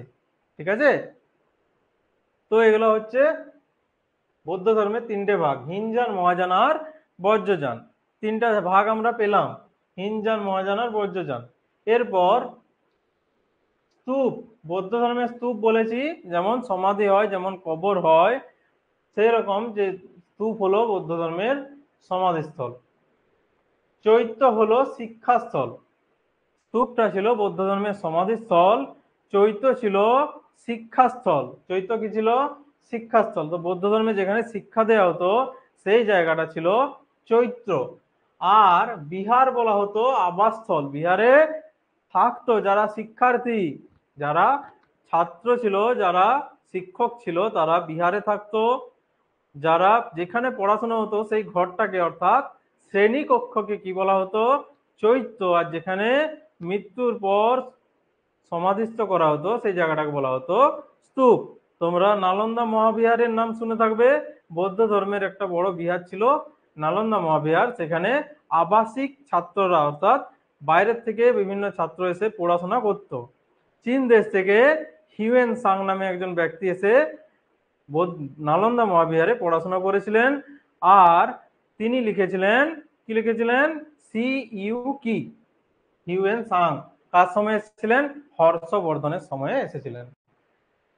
তো আমরা পেলাম স্তূপ অর্থাৎ সমাধি ক্ষেত্র, চৈত্য অর্থাৎ শিক্ষাস্থল, আর আমরা কি পেলাম? বিহার অর্থাৎ যেখানে শিক্ষক ও ছাত্ররা থাকতো। এরপর আমরা যেমন জৈন কাউন্সিল পেয়েছি, যেমন জৈনদের সভা পেয়েছিলাম, সেই রকম বৌদ্ধদেরও সভা পাবো। মাঝে মাঝে এই সভাগুলো বসতো বৌদ্ধ ধর্মের বিভিন্ন বিষয় বা জৈন ধর্মের বিভিন্ন বিষয় নিয়ে আলোচনা করার জন্য। তো এরকম একটা সভা অর্থাৎ প্রথম সভা, ফার্স্ট কাউন্সিল কোথায় হয়েছিল? 483 বিসিতে হয়েছিল রাজগৃহ। রাজগৃহ কি ছিল? প্রাচীন মগধের রাজধানী ছিল। মগধের পুরনো যে রাজধানী সেটা ছিল রাজগৃহ। তখন কে ছিল? হর্যঙ্গ বংশের একজন শাসক। শাসকের নাম কি? অজাতশত্রু।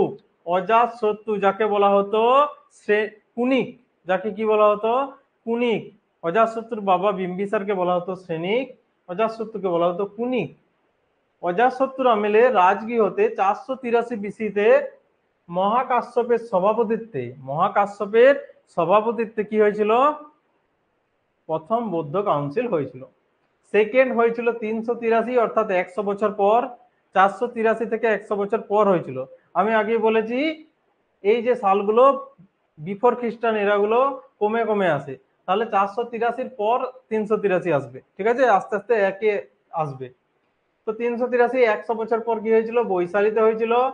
কালাশোকের রাজা ছিল কালাশোক, আর সাবাকামির প্রেসিডেন্সিতে হয়েছিল, সভাপতিত্বে হয়েছিল।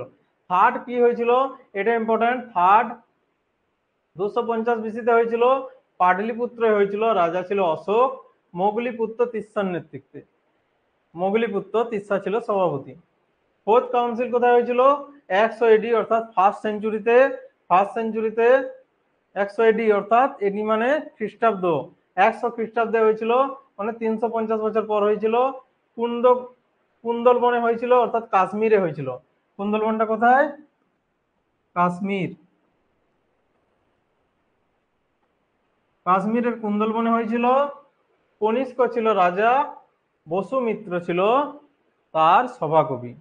তাহলে আমরা 4টা বৌদ্ধ কাউন্সিল দেখলাম। যেটা প্রথম হয়েছিল সেটা হয়েছিল রাজগৃহে, অজাতশত্রু তখন রাজা ছিলেন। যেটা সেকেন্ড হয়েছিল সেটা হয়েছিল বৈশালীতে, তার রাজা ছিলেন কালাশোক। যেটা থার্ড হয়েছিল সেটা হয়েছিল পাটলিপুত্রে, যার রাজা ছিল, উত্তম তোমার কোশ্চেনের উত্তর দিচ্ছি, এটা শুনে নাও আগে। তার রাজা ছিল পাটলিপুত্র যখন হয়েছিল অশোক, আর যখন 100 এডি অর্থাৎ ফার্স্ট সেঞ্চুরিতে হয়েছিল ফোর্থ কাউন্সিল তখন রাজা ছিল কনিষ্ক। আচ্ছা 72 এডি ফোর্থ হয়নি, ঠিক আছে। কনিষ্ক সিংহাসনে কখন বসেছিলেন? 78 এডিতে, 78 এডি অর্থাৎ 78 খ্রিস্টাব্দে কনিষ্ক সিংহাসনে বসেন। সম্রাট কনিষ্ক সিংহাসনে বসেন 78 খ্রিস্টাব্দে, যখন থেকে শুরু হয় শকাব্দ। শকাব্দ বলে একটা নতুন ক্যালেন্ডার শুরু হয় যখন সম্রাট কনিষ্ক সিংহাসনে বসেন, অর্থাৎ 78 খ্রিস্টাব্দে তিনি সিংহাসনে বসেন। এই 78 খ্রিস্টাব্দে যখন সিংহাসনে তিনি বসলেন, এটা তখন নাম হলো শকাব্দ সাল। শকাব্দ ক্যালেন্ডার যখন চালু হলো, ভারত যখন ইংরেজদের হাত থেকে স্বাধীনতা পেল, তখন এই ইংরেজি ক্যালেন্ডারকে বাদ দিয়ে এই শকাব্দকেই অর্থাৎ 78 খ্রিস্টাব্দকে এক ধরে তখন থেকে আমাদের ন্যাশনাল ক্যালেন্ডার তৈরি হলো শকাব্দকে ভিত্তি করে, ঠিক আছে।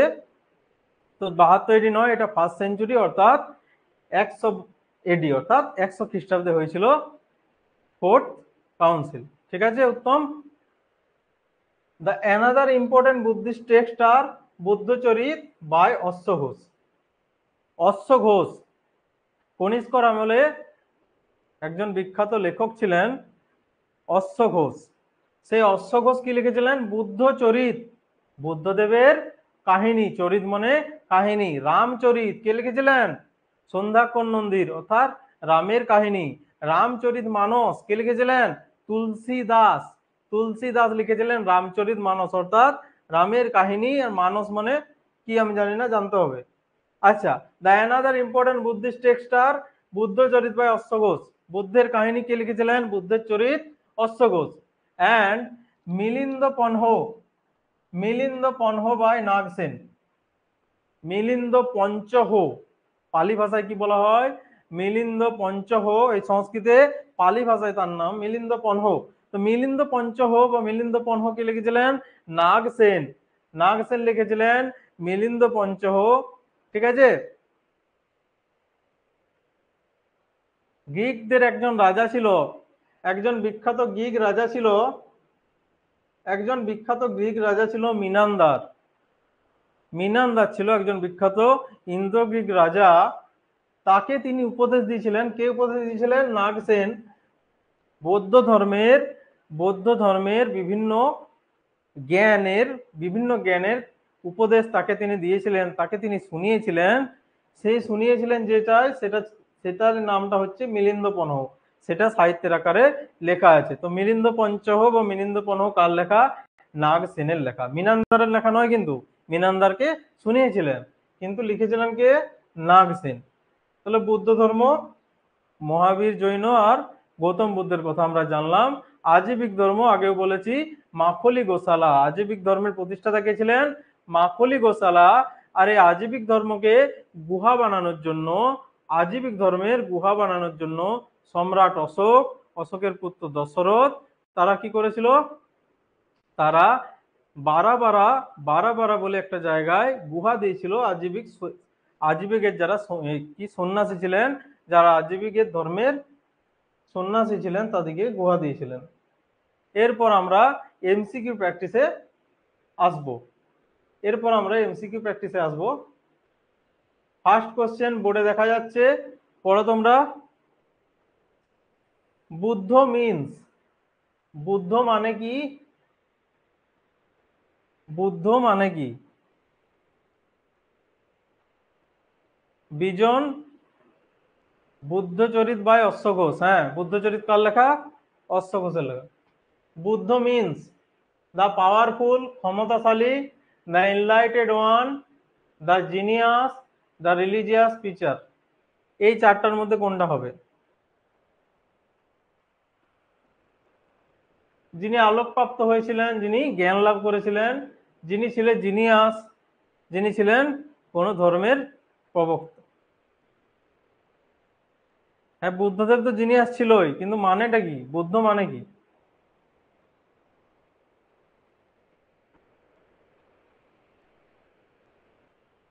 বুদ্ধ মানে দ্য এনলাইটেড ওয়ান, বুদ্ধ মানে দ্য এনলাইটেড ওয়ান, যিনি জ্ঞান লাভ করেছিলেন, যিনি আলোকপ্রাপ্ত হয়েছিলেন, যিনি বোধি লাভ করেছিলেন।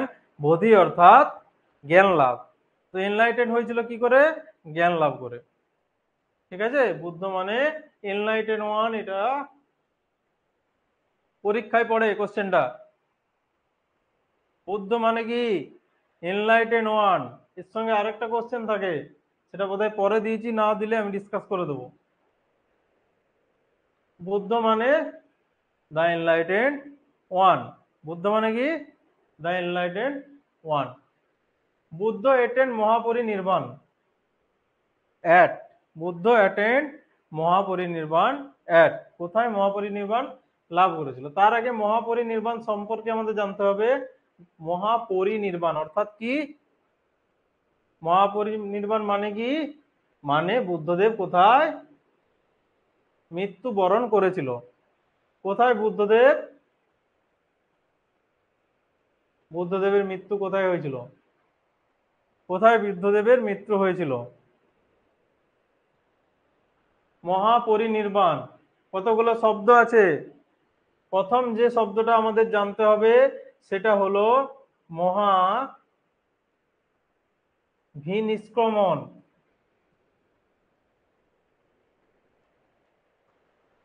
মহাভিনিষ্ক্রমণ, এই মহাভিনিষ্ক্রমণ কথার অর্থ কি? কণ্টক, তার যে ঘোড়াটা ছিল, সেই ঘোড়াটা নিয়ে তিনি গৃহত্যাগ করেছিলেন।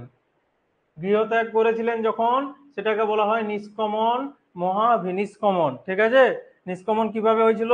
তার ঘোড়া কণ্টকের মাধ্যমে, সেটা ছিল মহাভিনিষ্ক্রমণ। তিনি যখন গয়া গয়া অঞ্চলে পিপল গাছের নিচে কি হয়েছিলেন? বোধি জ্ঞান লাভ করেছিলেন নিরঞ্জনা নদীর তীরে, তখন তার নাম তখন তিনি কি লাভ করেছিলেন? নির্বাণ। নির্বাণ লাভ করে তিনি কি হয়েছিলেন? বোধি হয়েছিলেন।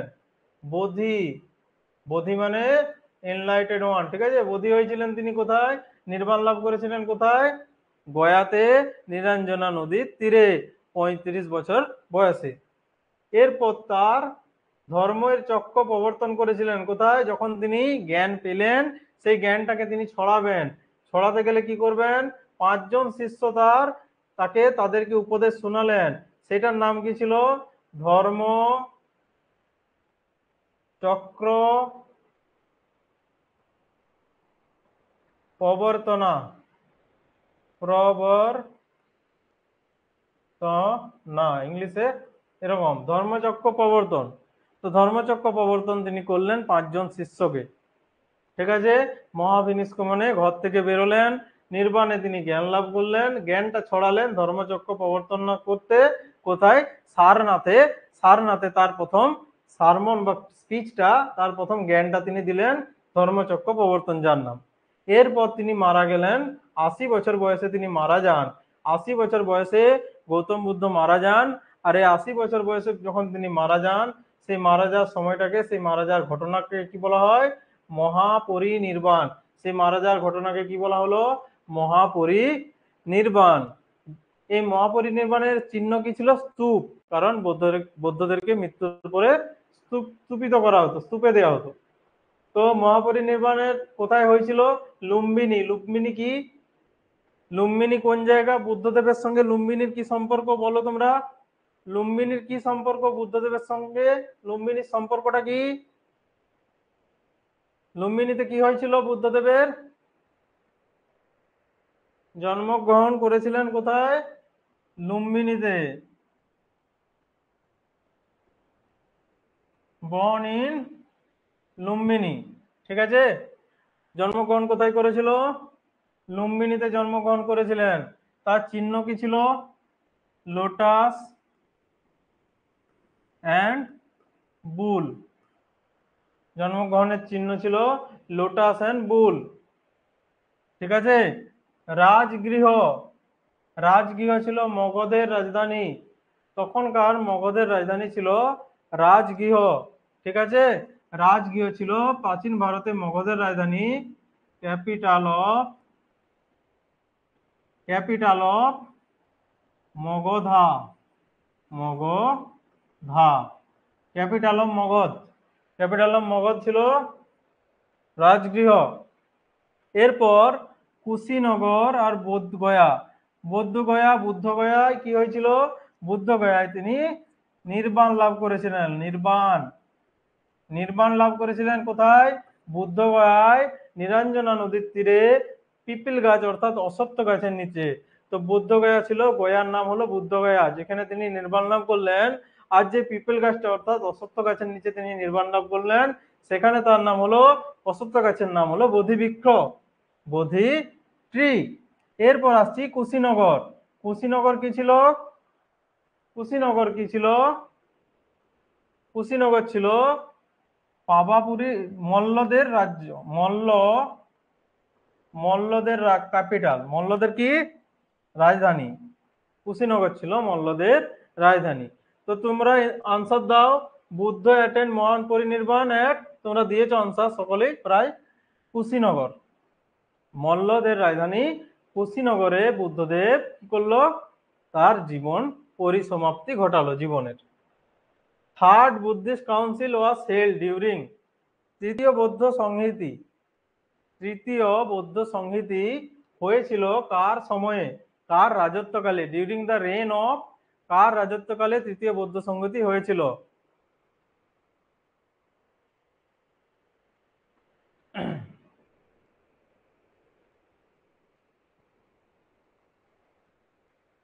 Correct answer. তার আগে আমরা যাব অজাতশত্রু। অজাতশত্রু ছিলেন হর্যঙ্ক বংশের রাজা, মগধে 4টা বংশ রাজত্ব করেছিল, হর্যঙ্ক, শিশুনাগ, হর্যঙ্ক, শিশুনাগ, মৌর্য আর, মৌর্য আর শুঙ্গ, 4টা বংশ ছিল। তার মধ্যে হর্যঙ্ক বংশের রাজা ছিলেন অজাতশত্রু, বিম্বিসার, বিম্বিসার তৈরি করেছিলেন হর্যঙ্ক বংশ, বিম্বিসার, বিম্বিসারের উপাধি ছিল সৈনিক, আর অজাতশত্রুর উপাধি ছিল কুনিক, কুনিক ছিল অজাতশত্রুর উপাধি। ঠিক আছে। কনিষ্ক কে ছিলেন, কনিষ্ক কে ছিলেন কুষাণ বংশের শাসক ছিলেন, কুষাণ বংশের শাসক ছিলেন। তিনি 78 খ্রিস্টাব্দে সিংহাসনে বসেন, সিংহাসনে বসে তিনি মহাযান বৌদ্ধ ধর্ম তার প্রচার ঘটান। আর তার আমলেই হয়েছিল একটা বৌদ্ধ সংহিতি, কাশ্মীরের কুন্দবনে হয়েছিল তার আমলে, তখন ছিল বসুবন্ধু তার সভাপতি। এরপর অশোক, অশোক ছিল মৌর্যদের শ্রেষ্ঠ সম্রাট, ভারতের একজন গ্রেট সম্রাট ছিল অশোক। ভারতে কয়েকজন গ্রেট সম্রাট হয়েছে, গ্রেট সুলতান, আকবর আর অশোক, এদের নাম ভারতে যে বিখ্যাত শাসক ছিল তাদের মধ্যে আকবর, অশোক, সম্রাট রাজেন্দ্র চোল, এই সব কিছু মানুষের নাম বিখ্যাত, যারা প্রায় পুরো ভারতকে নিজেদের আয়ত্তে এনেছিল। ঠিক আছে, যারা পুরো ভারত দখল করেছিল প্রায়। তো তার মধ্যে আছে আকবর, তার মধ্যে আছে অশোক। অশোকের সময় ভারত পুরো, দক্ষিণ ভারতের কিছুটা অংশ বাদ দিয়ে পুরো ভারত ছিল অশোকের আন্ডারে, অর্থাৎ মৌর্য শাসনের আন্ডারে ছিল। তো অশোকের সময় একটা বৌদ্ধ সংগীতি হয়েছিল। আর কালাশোক, কালাশোক ইনিও ছিলেন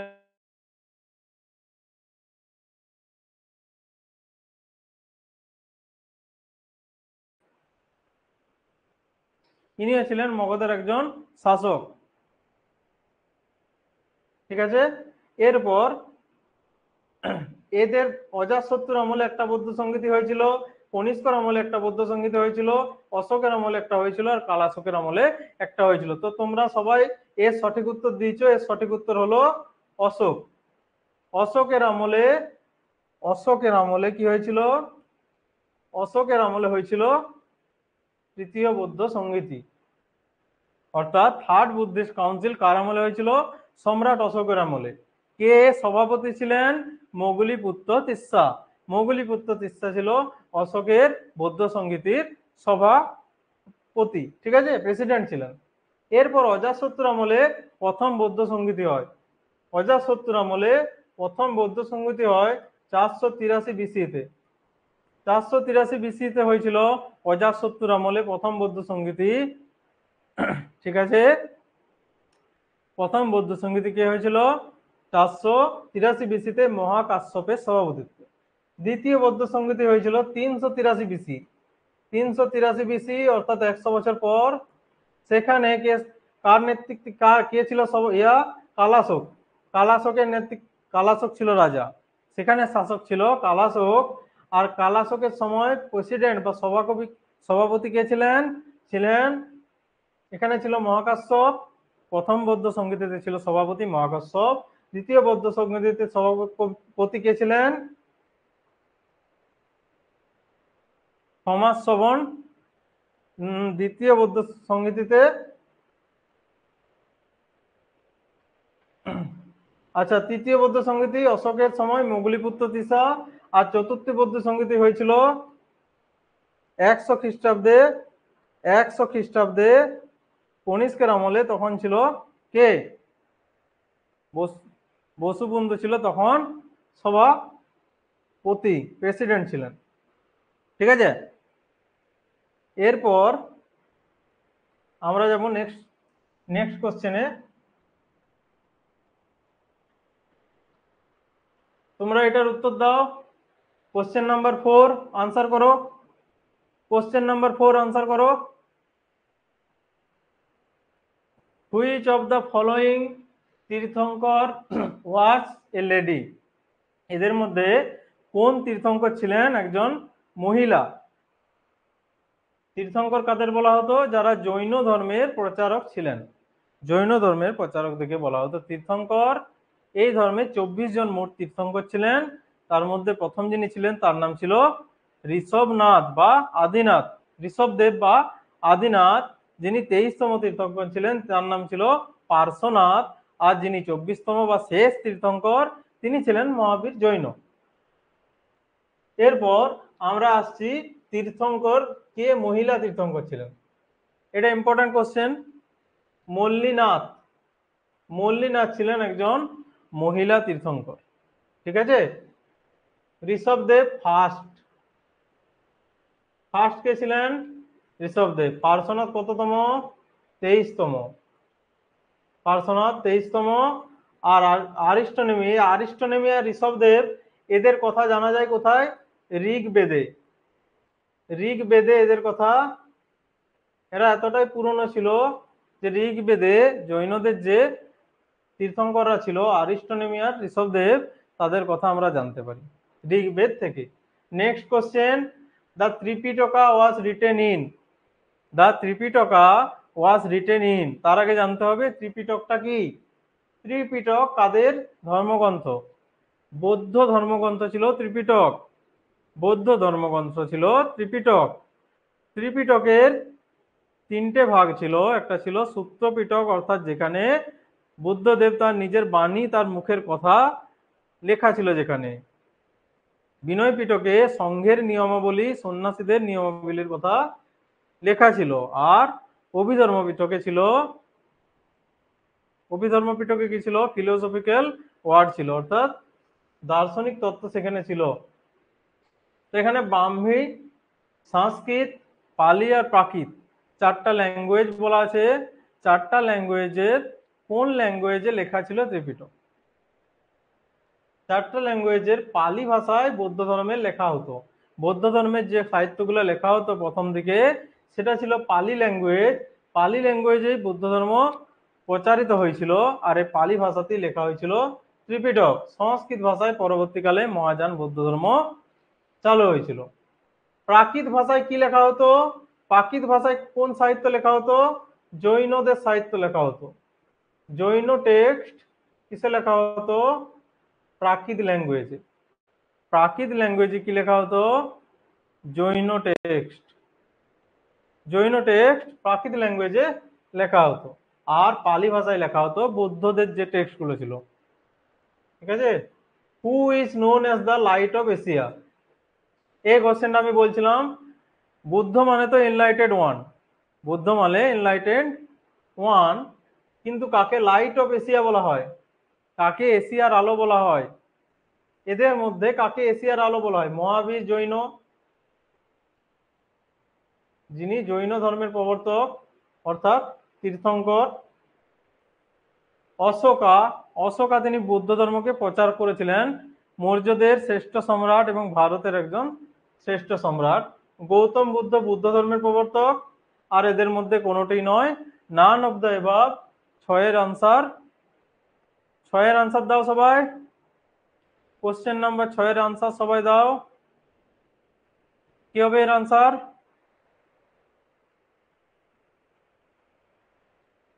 আনসার কই? লাইট অফ এশিয়া কাকে বলা হয়? কাকে এশিয়ার আলো বলা হয়? আচ্ছা, এটা আমি বলে দিচ্ছি। গৌতম বুদ্ধ, গৌতম বুদ্ধকে বলা হয় এশিয়ার আলো। এশিয়ার আলো কাকে বলা হয়? গৌতম বুদ্ধ অর্থাৎ, গৌতম বুদ্ধ অর্থাৎ লাইট অফ এশিয়া কাকে বলা হয়? গৌতম বুদ্ধকে বলা হয় লাইট অফ এশিয়া।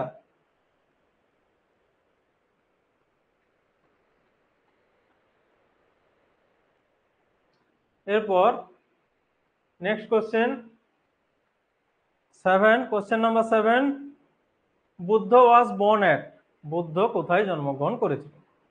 বুদ্ধ অর্থাৎ বুদ্ধদেব কোথায় জন্মগ্রহণ করেছিলেন? বুদ্ধদেব কোথায় জন্মগ্রহণ করেছিলেন? কপিলাবস্তু, এটা কোথায়? নেপালের একটা জেলা। বর্তমান যেটা নেপাল, যেটা আগে ভারত ছিল, সেই বর্তমান নেপালের জেলা লুম্বিনী, নেপালের একটা গ্রাম, নেপালের একটা গ্রাম।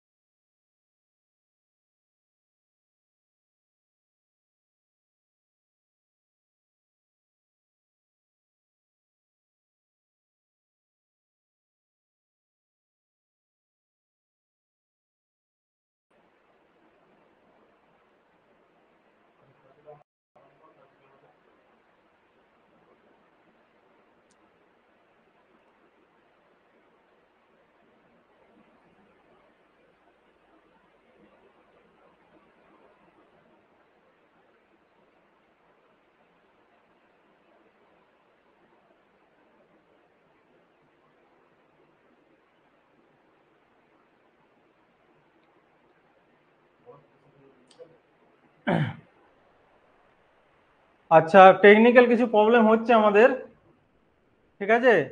টেকনিক্যাল কিছু প্রবলেম হচ্ছে, তো তার জন্য বন্ধ হয়ে যাচ্ছে বারবার। এখন সব ক্লিয়ার আছে? অডিও ভিডিও ক্লিয়ার আছে? কনফার্ম করো। অডিও ভিডিও ক্লিয়ার আছে সব? মেসেজ করো।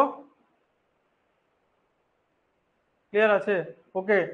তাহলে আমরা ছিলাম বুদ্ধ কোথায় জন্মেছিলেন, গৌতম বুদ্ধ কোথায় জন্মেছিলেন। তো 4টা জায়গার নাম দেওয়া আছে, কপিলাবস্তু, লুম্বিনী, বোধগয়া আর সারনাথ। এখানের মধ্যে কোন জায়গাটায় বুদ্ধদেব জন্মেছিলেন? তোমরা আনসার করেছিলে কোন জায়গায়? আবার আনসার করো, কোন জায়গায় জন্মেছিলেন বুদ্ধদেব? কমেন্ট করো সবাই। গৌতম বুদ্ধ জন্মেছিলেন কোথায়? কোশ্চেনটা ইম্পর্টেন্ট, পড়েছে অনেকবার পরীক্ষায়। যে কোশ্চেনগুলো পড়েছে সেগুলোই নিয়ে আছে এখানে।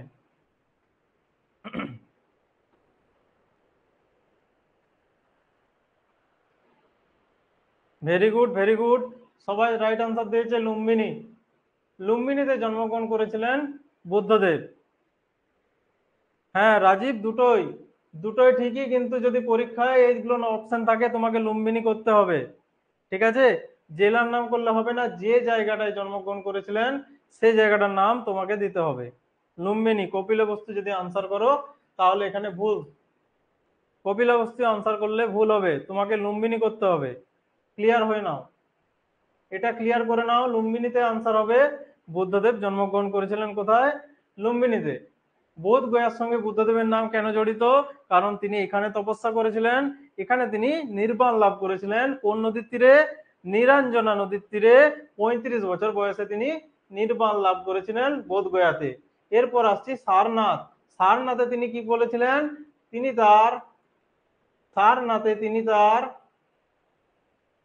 প্রথম যে শিক্ষাটা, প্রথম যে তার কথাগুলো, জ্ঞানের কথা, যদি লুম্বিনী না থাকে তাহলে কপিলবস্তু হবে, কিন্তু লুম্বিনী থাকবে।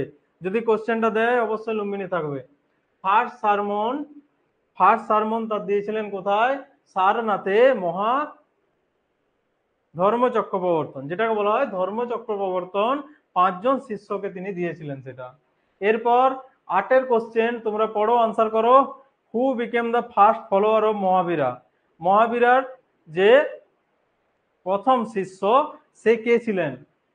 অঞ্জা। অঞ্জা ছিলেন কি? জামেলি ছিলেন কি? চন্দ্রগুপ্ত মৌর্য ছিলেন না কলিঙ্গরাজ খারবেল ছিলেন? খারবেল কোথাকার রাজা ছিল? কলিঙ্গের। কলিঙ্গের রাজা অর্থাৎ উড়িষ্যার রাজা ছিলেন খারবেল। মহাবীরের যে প্রথম শিষ্য ছিলেন,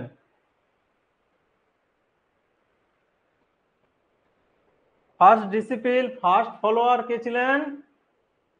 কে ছিলেন?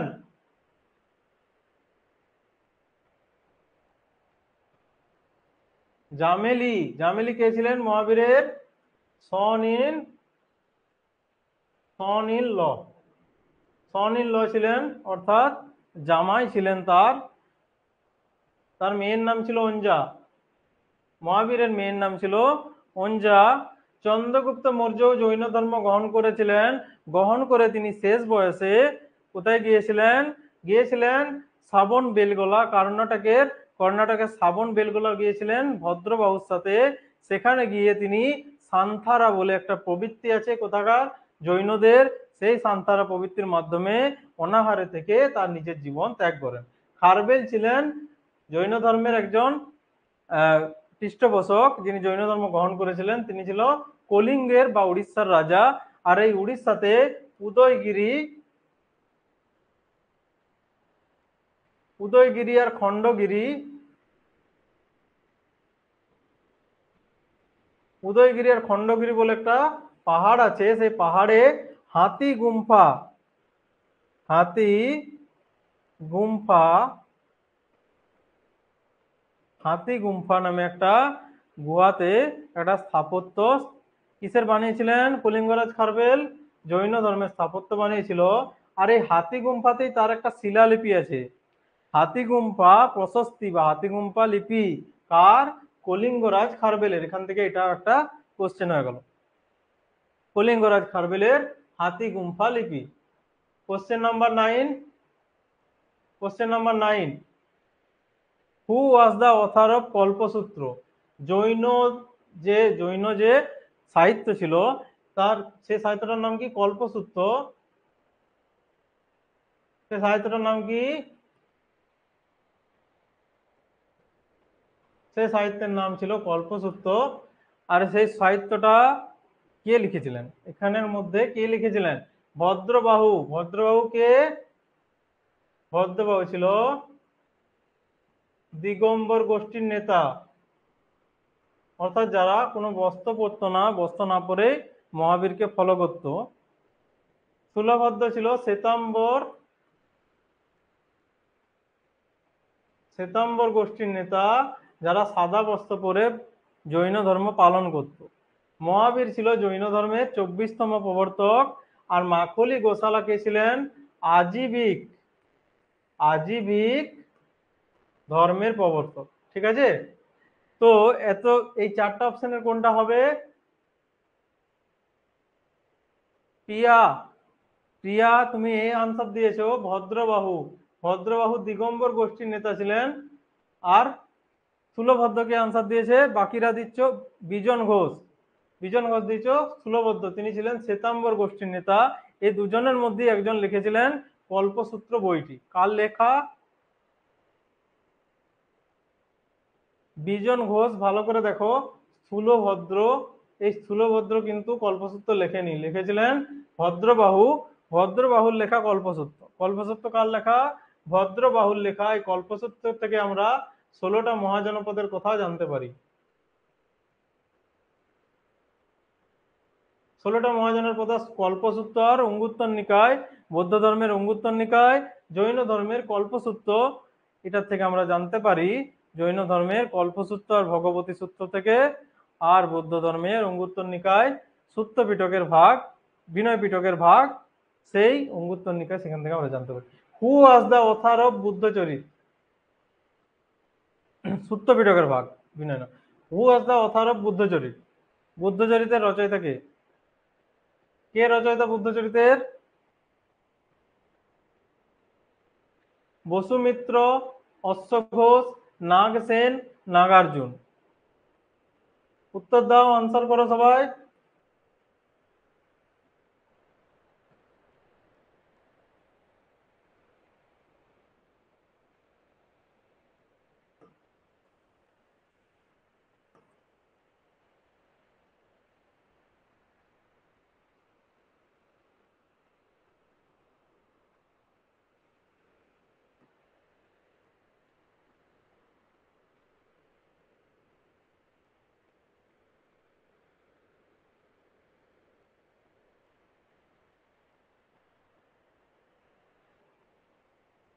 এটার উত্তর কি হবে?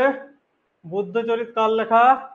অশ্ব ঘোষের লেখা বুদ্ধচরিত। অশ্ব ঘোষের লেখা বুদ্ধচরিত। বসুমিত্র কে ছিলেন? বসুমিত্র ছিলেন চতুর্থ বুদ্ধিস্ট যে কাউন্সিলটা হয়েছিল, চতুর্থ বুদ্ধিস্ট কাউন্সিলের, ফোর্থ বুদ্ধিস্ট কাউন্সিলের প্রেসিডেন্ট ছিলেন বসুমিত্র, কনিষ্ক যখন রাজা ছিলেন, 100 খ্রিস্টাব্দে যেটা হয়েছিল। অশ্ব ঘোষ লিখেছিলেন বুদ্ধচরিত, বুদ্ধর যে কাহিনী সেটাকে লিখেছিলেন অশ্ব ঘোষ। নাগ সেন মিলিন্দ পনহ বা মিলিন্দ পঞ্চ নামে একটা বই লিখেছিলেন।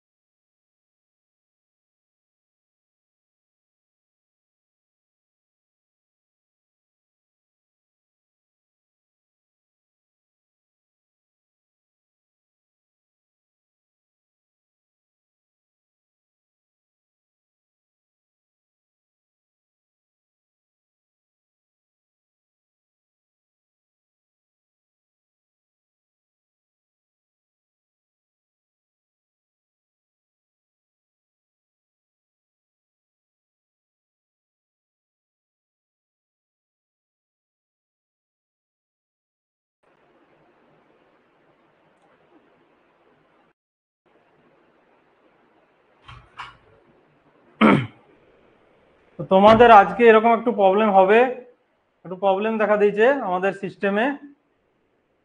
তার আগে বলো অডিও ভিডিও ক্লিয়ার আছে কিনা? অডিও ভিডিও ক্লিয়ার আছে? আচ্ছা, তো আমরা ছিলাম বসুমিত্র ছিল fourth Buddhist council, fourth Buddhist council অর্থাৎ চতুর্থ বুদ্ধ কাউন্সিলে সভাপতি ছিলেন অশ্ব ঘোষ, তিনি বুদ্ধচরিত লিখেছিলেন। নাগ সেন মিলিন্দ পনহ বা মিলিন্দ পঞ্চ লিখেছিলেন, যেটাতে কিসের কাহিনী ছিল? গিগ রাজা মিনান্দারের কাহিনী ছিল। মিনান্দার,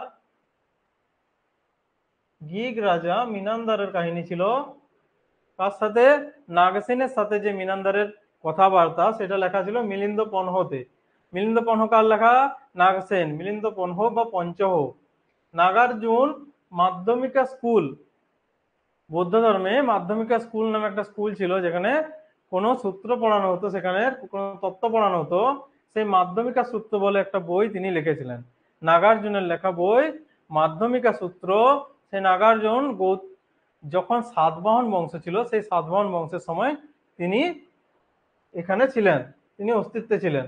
মাধ্যমিকা সূত্র কার লেখা? নাগার্জুনের লেখা মাধ্যমিকা সূত্র। মাধ্যমিকা সূত্র কার লেখা? নাগার্জুনের লেখা। তো তোমরা বৌদ্ধ ধর্ম আর জৈন ধর্ম আজ আমি কমপ্লিট করলাম। তোমাদের এই চ্যাপ্টার নিয়ে কোনো প্রবলেম আছে কারোর? কারো কোনো প্রবলেম থাকলে তোমরা কমেন্ট করো, সেই জায়গাটা আমি আরেকবার বলে দেবো। কোনো জায়গাটা যদি কারো প্রবলেম থাকে তোমরা হিস্ট্রির জন্য তোমরা বই ফলো করতে পারো। তোমরা যদি ডিটেলসে পড়তে যাও, জীবন মুখোপাধ্যায়ের একটা বই পাওয়া যায়, বাংলায় পড়তে পারো। আর যদি মনে হয় ইংলিশে পড়তে পারবো, তাহলে ইংলিশের জন্য অনেক বই আছে, তোমাদের যেটা সুবিধা হবে নেবে। কারণ আমি যে বইগুলো বলবো সেগুলো সবই সিভিল সার্ভিসের জন্য উপযুক্ত, যেমন ডাব্লিউবিসিএস এর জন্য বা ইউপিএসসি এর জন্য উপযুক্ত। তো সেগুলো তোমাদের পড়ার প্রয়োজন নেই। তোমরা চাইলে এমসিকিউ বই পড়তে পারো, এমসিকিউ প্র্যাকটিস করো। যদি কোথাও আটকে যায় আমাদের সাথে যোগাযোগ করো, ঠিক আছে? এমসিকিউ প্র্যাকটিস করো তোমরা বেশি করে। তোমাদের যে এসএসসি আরআরবির বইগুলো আছে সেই বইগুলোর এমসিকিউ তোমরা প্র্যাকটিস করো। ডিটেলসে পড়ানোর দায়িত্ব আমার, ডিটেলসে সমস্ত কিছু বোঝানোর দায়িত্ব আমার। তোমাদের কোনো কিছু অসুবিধা হলে সেটা সলভ করার দায়িত্ব আমার, ঠিক আছে? বই পড়ার প্রয়োজন নেই, তোমরা এমসিকিউ সলভ করো, ঠিক আছে?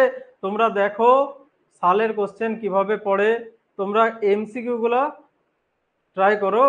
বই এখন ডিটেলসে পড়তে অনেক টাইম লাগবে তোমাদের, তো তোমাদেরকে সমস্ত কিছু সামলাতে হবে, তাই বই পড়ার প্রয়োজন নেই।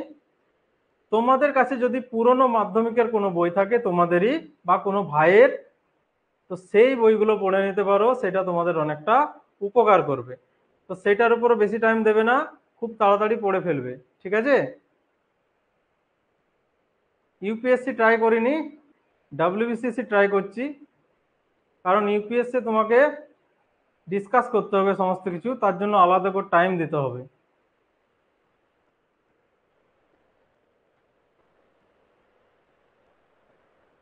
অবশ্যই এমসিকিউ যত পড়বে তত নলেজ বাড়বে, ঠিক আছে? এমসিকিউ পড়ো, আর শুধু এটা পড়ো না যে MCQ who was the author of Buddhacharita অশ্বঘোষ পড়ে রেখে দিলে, না, এটা না। তোমরা এই চারটা অপশন সম্বন্ধে জানবে, বাকি অপশনগুলো কি দিয়েছে। কারণ কোশ্চেন এভাবে দেয়, এবছর দিল হু was the author of Buddhacharita, পরের অপশন থেকে পরের বছর কোশ্চেন দিয়ে যেতে পারে, ঠিক আছে? তো এই অপশনগুলো তোমরা ফলো করবে। যেহেতু অপশনগুলো দিয়েছে তার মানে তাদের ইম্পর্টেন্ট কিছু ওই কোশ্চেনটাতে আছে, তাই দিয়েছে। তো সেই অপশনগুলো কিসের তোমরা ফলো করবে, যেভাবে আমি তোমাদের এমসিকিউ করাচ্ছি সেভাবে তোমরা এমসিকিউ গুলো সলভ করবে, ঠিক আছে? কোনো প্রবলেম হলে অবশ্যই গুগলে সবকিছুই পেয়ে যাবে, তোমরা গুগল সার্চ করবে। আর তার থেকে তাও যদি প্রবলেম হয় তোমরা আমাকে বলবে। এমসিকিউস বই নর্মাল কেনো, তোমরা আরআরবির জন্য কেনো, তোমরা এসএসসির জন্য কেনো, তোমরা আলাদা আরো যেই এই যে সব বইগুলো আছে সেগুলো কিনো, সমস্ত কিছু প্র্যাকটিস করো একসাথে।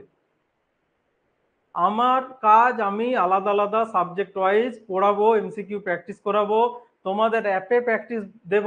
তোমাদের আলাদা করে কোনো সাবজেক্টের পড়তে হবে না।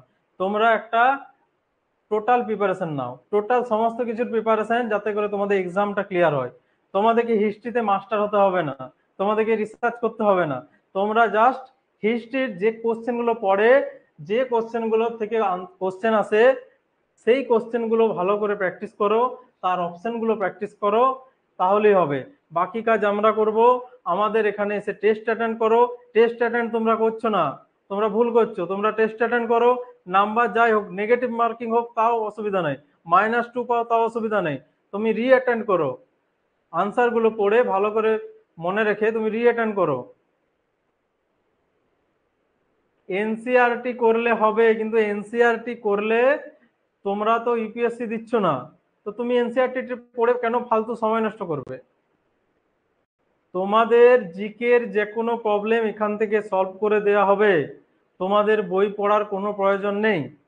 ঠিক আছে, বই পড়া অবশ্যই ভালো, কিন্তু তোমরা সময়টা সেখানে চলে যাবে। তোমরা আমার ক্লাস করো, তোমাদেরকে পিডিএফ দেওয়া হচ্ছে, তোমাদের যে ধরনের কোশ্চেন আসে পিডিএফটা সেভাবেই বানানো। তোমরা এতদূর যে নোটগুলো পড়ালাম তার বাইরে কোশ্চেন আসে না পরীক্ষায়। যেগুলো আমি বৌদ্ধ ধর্মে, যেগুলো আমি জৈন ধর্মে পড়ালাম, যেগুলো আমি বৈদিকে যে পড়েছি, যেগুলো আমি সিন্ধু সভ্যতায় পড়েছি, তার বাইরে তোমাদের কোশ্চেন আসবে না। অতএব তোমরা যদি এই নোটসটা ফলো করো, তো এই নোটসটা বই থেকেই বানানো, এই নোটসগুলো বই থেকেই তো বানানো। তো এটাও তো একটা বই। তাও যদি তোমাদের বই মনে হয় যে বই লাগবে, তাহলে দাদাকে বলে দাও এই নোটসগুলোর একটা বই বানিয়ে দেবে। ঠিক আছে, এক্সট্রা জিনিস পড়ার প্রয়োজন নেই, এক্সট্রা জিনিস পড়ার এখন প্রয়োজন নেই। তোমরা তোমাদের ডোমেন সাবজেক্ট পড়ো, ডোমেন সাবজেক্টের বই পড়ো, তোমাদের জিকে সেকশনের যা কিছু প্রয়োজন হবে অনলাইন টেকনিক্যাল স্টাডি সেগুলো প্রোভাইড করবে।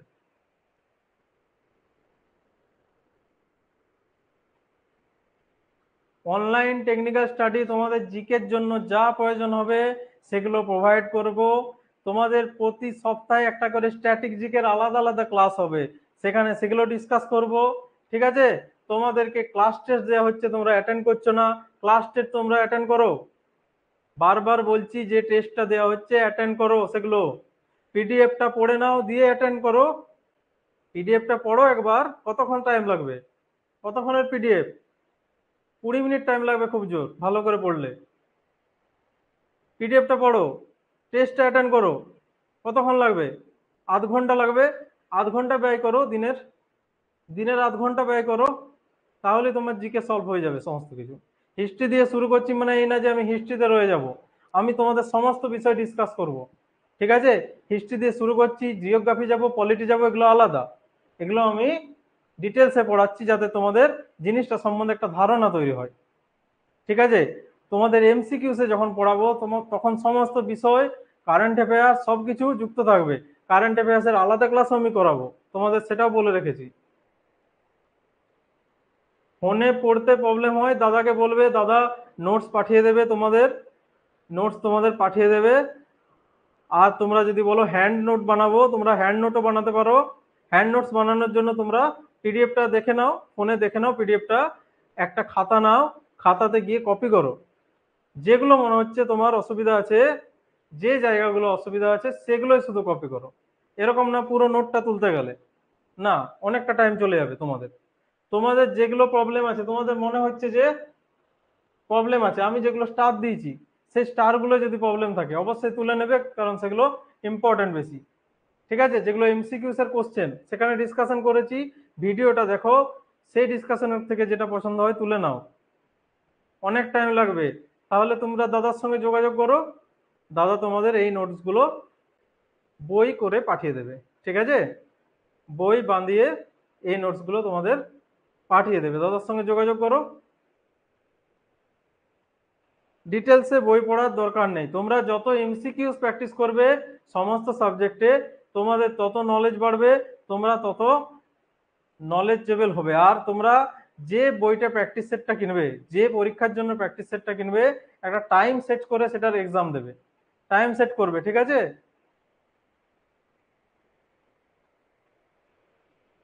হুম, যার যার দরকার তারা দাদার সঙ্গে যোগাযোগ করবে, এই নোটসগুলো বইয়ের আকারে পাঠিয়ে দেওয়া হবে। আর যদি কারো হ্যান্ড নোট বানানোর ইচ্ছা থাকে সেও বানাতে পারে।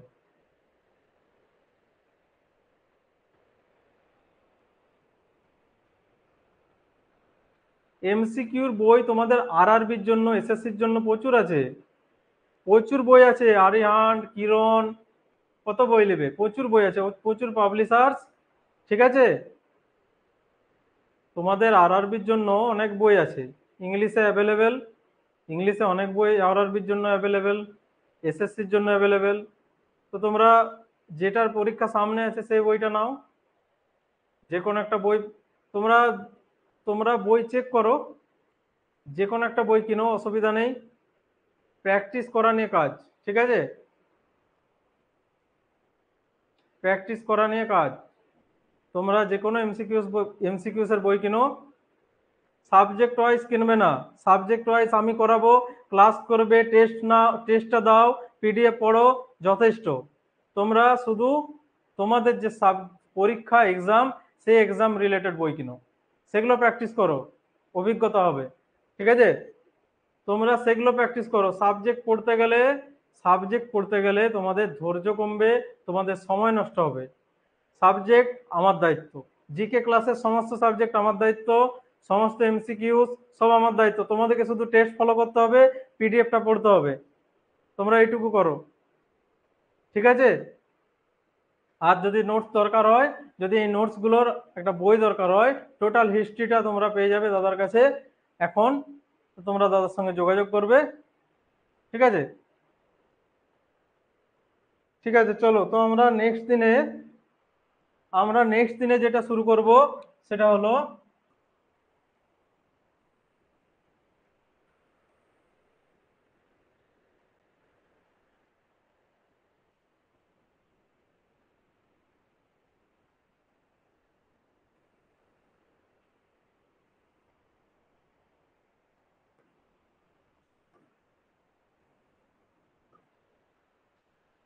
পরের দিন আমাদের যে টপিকটা থাকবে, অর্থাৎ কালকে আমাদের যে ক্লাসটা সেটা হলো 16 মহাজনপদ, অর্থাৎ ষোড়শ মহাজনপদ আর মৌর্য যুগ, মৌরিয়ান এজ আর ষোড়শ মহাজনপদ, এটা আমরা কালকে পড়বো। প্রতিদিনের পড়া তোমরা প্রতিদিন করো, ক্লাস টেস্টটা জয়েন করো, বাকি তোমাদের কোনো প্রবলেম হবে না। তোমাদের যে সাবজেক্টগুলো পড়াবো কোনো প্রবলেম হবে না। তোমরা টেস্টটা জয়েন করো, তোমরা টেস্টটা অন্তত একবার জয়েন করো, তারপর যে ভুলগুলো আইডেন্টিফাই করো, তারপর আবার জয়েন করো, কেন? তাতে মনে থাকবে। ঠিক আছে, টেস্টটা জয়েন করো, আর আমার এই এমসিকিউস গুলো একবার করে দেখে নেবে ভিডিওতে। ঠিক আছে, আজকের মতো ক্লাস এখানেই শেষ করছি।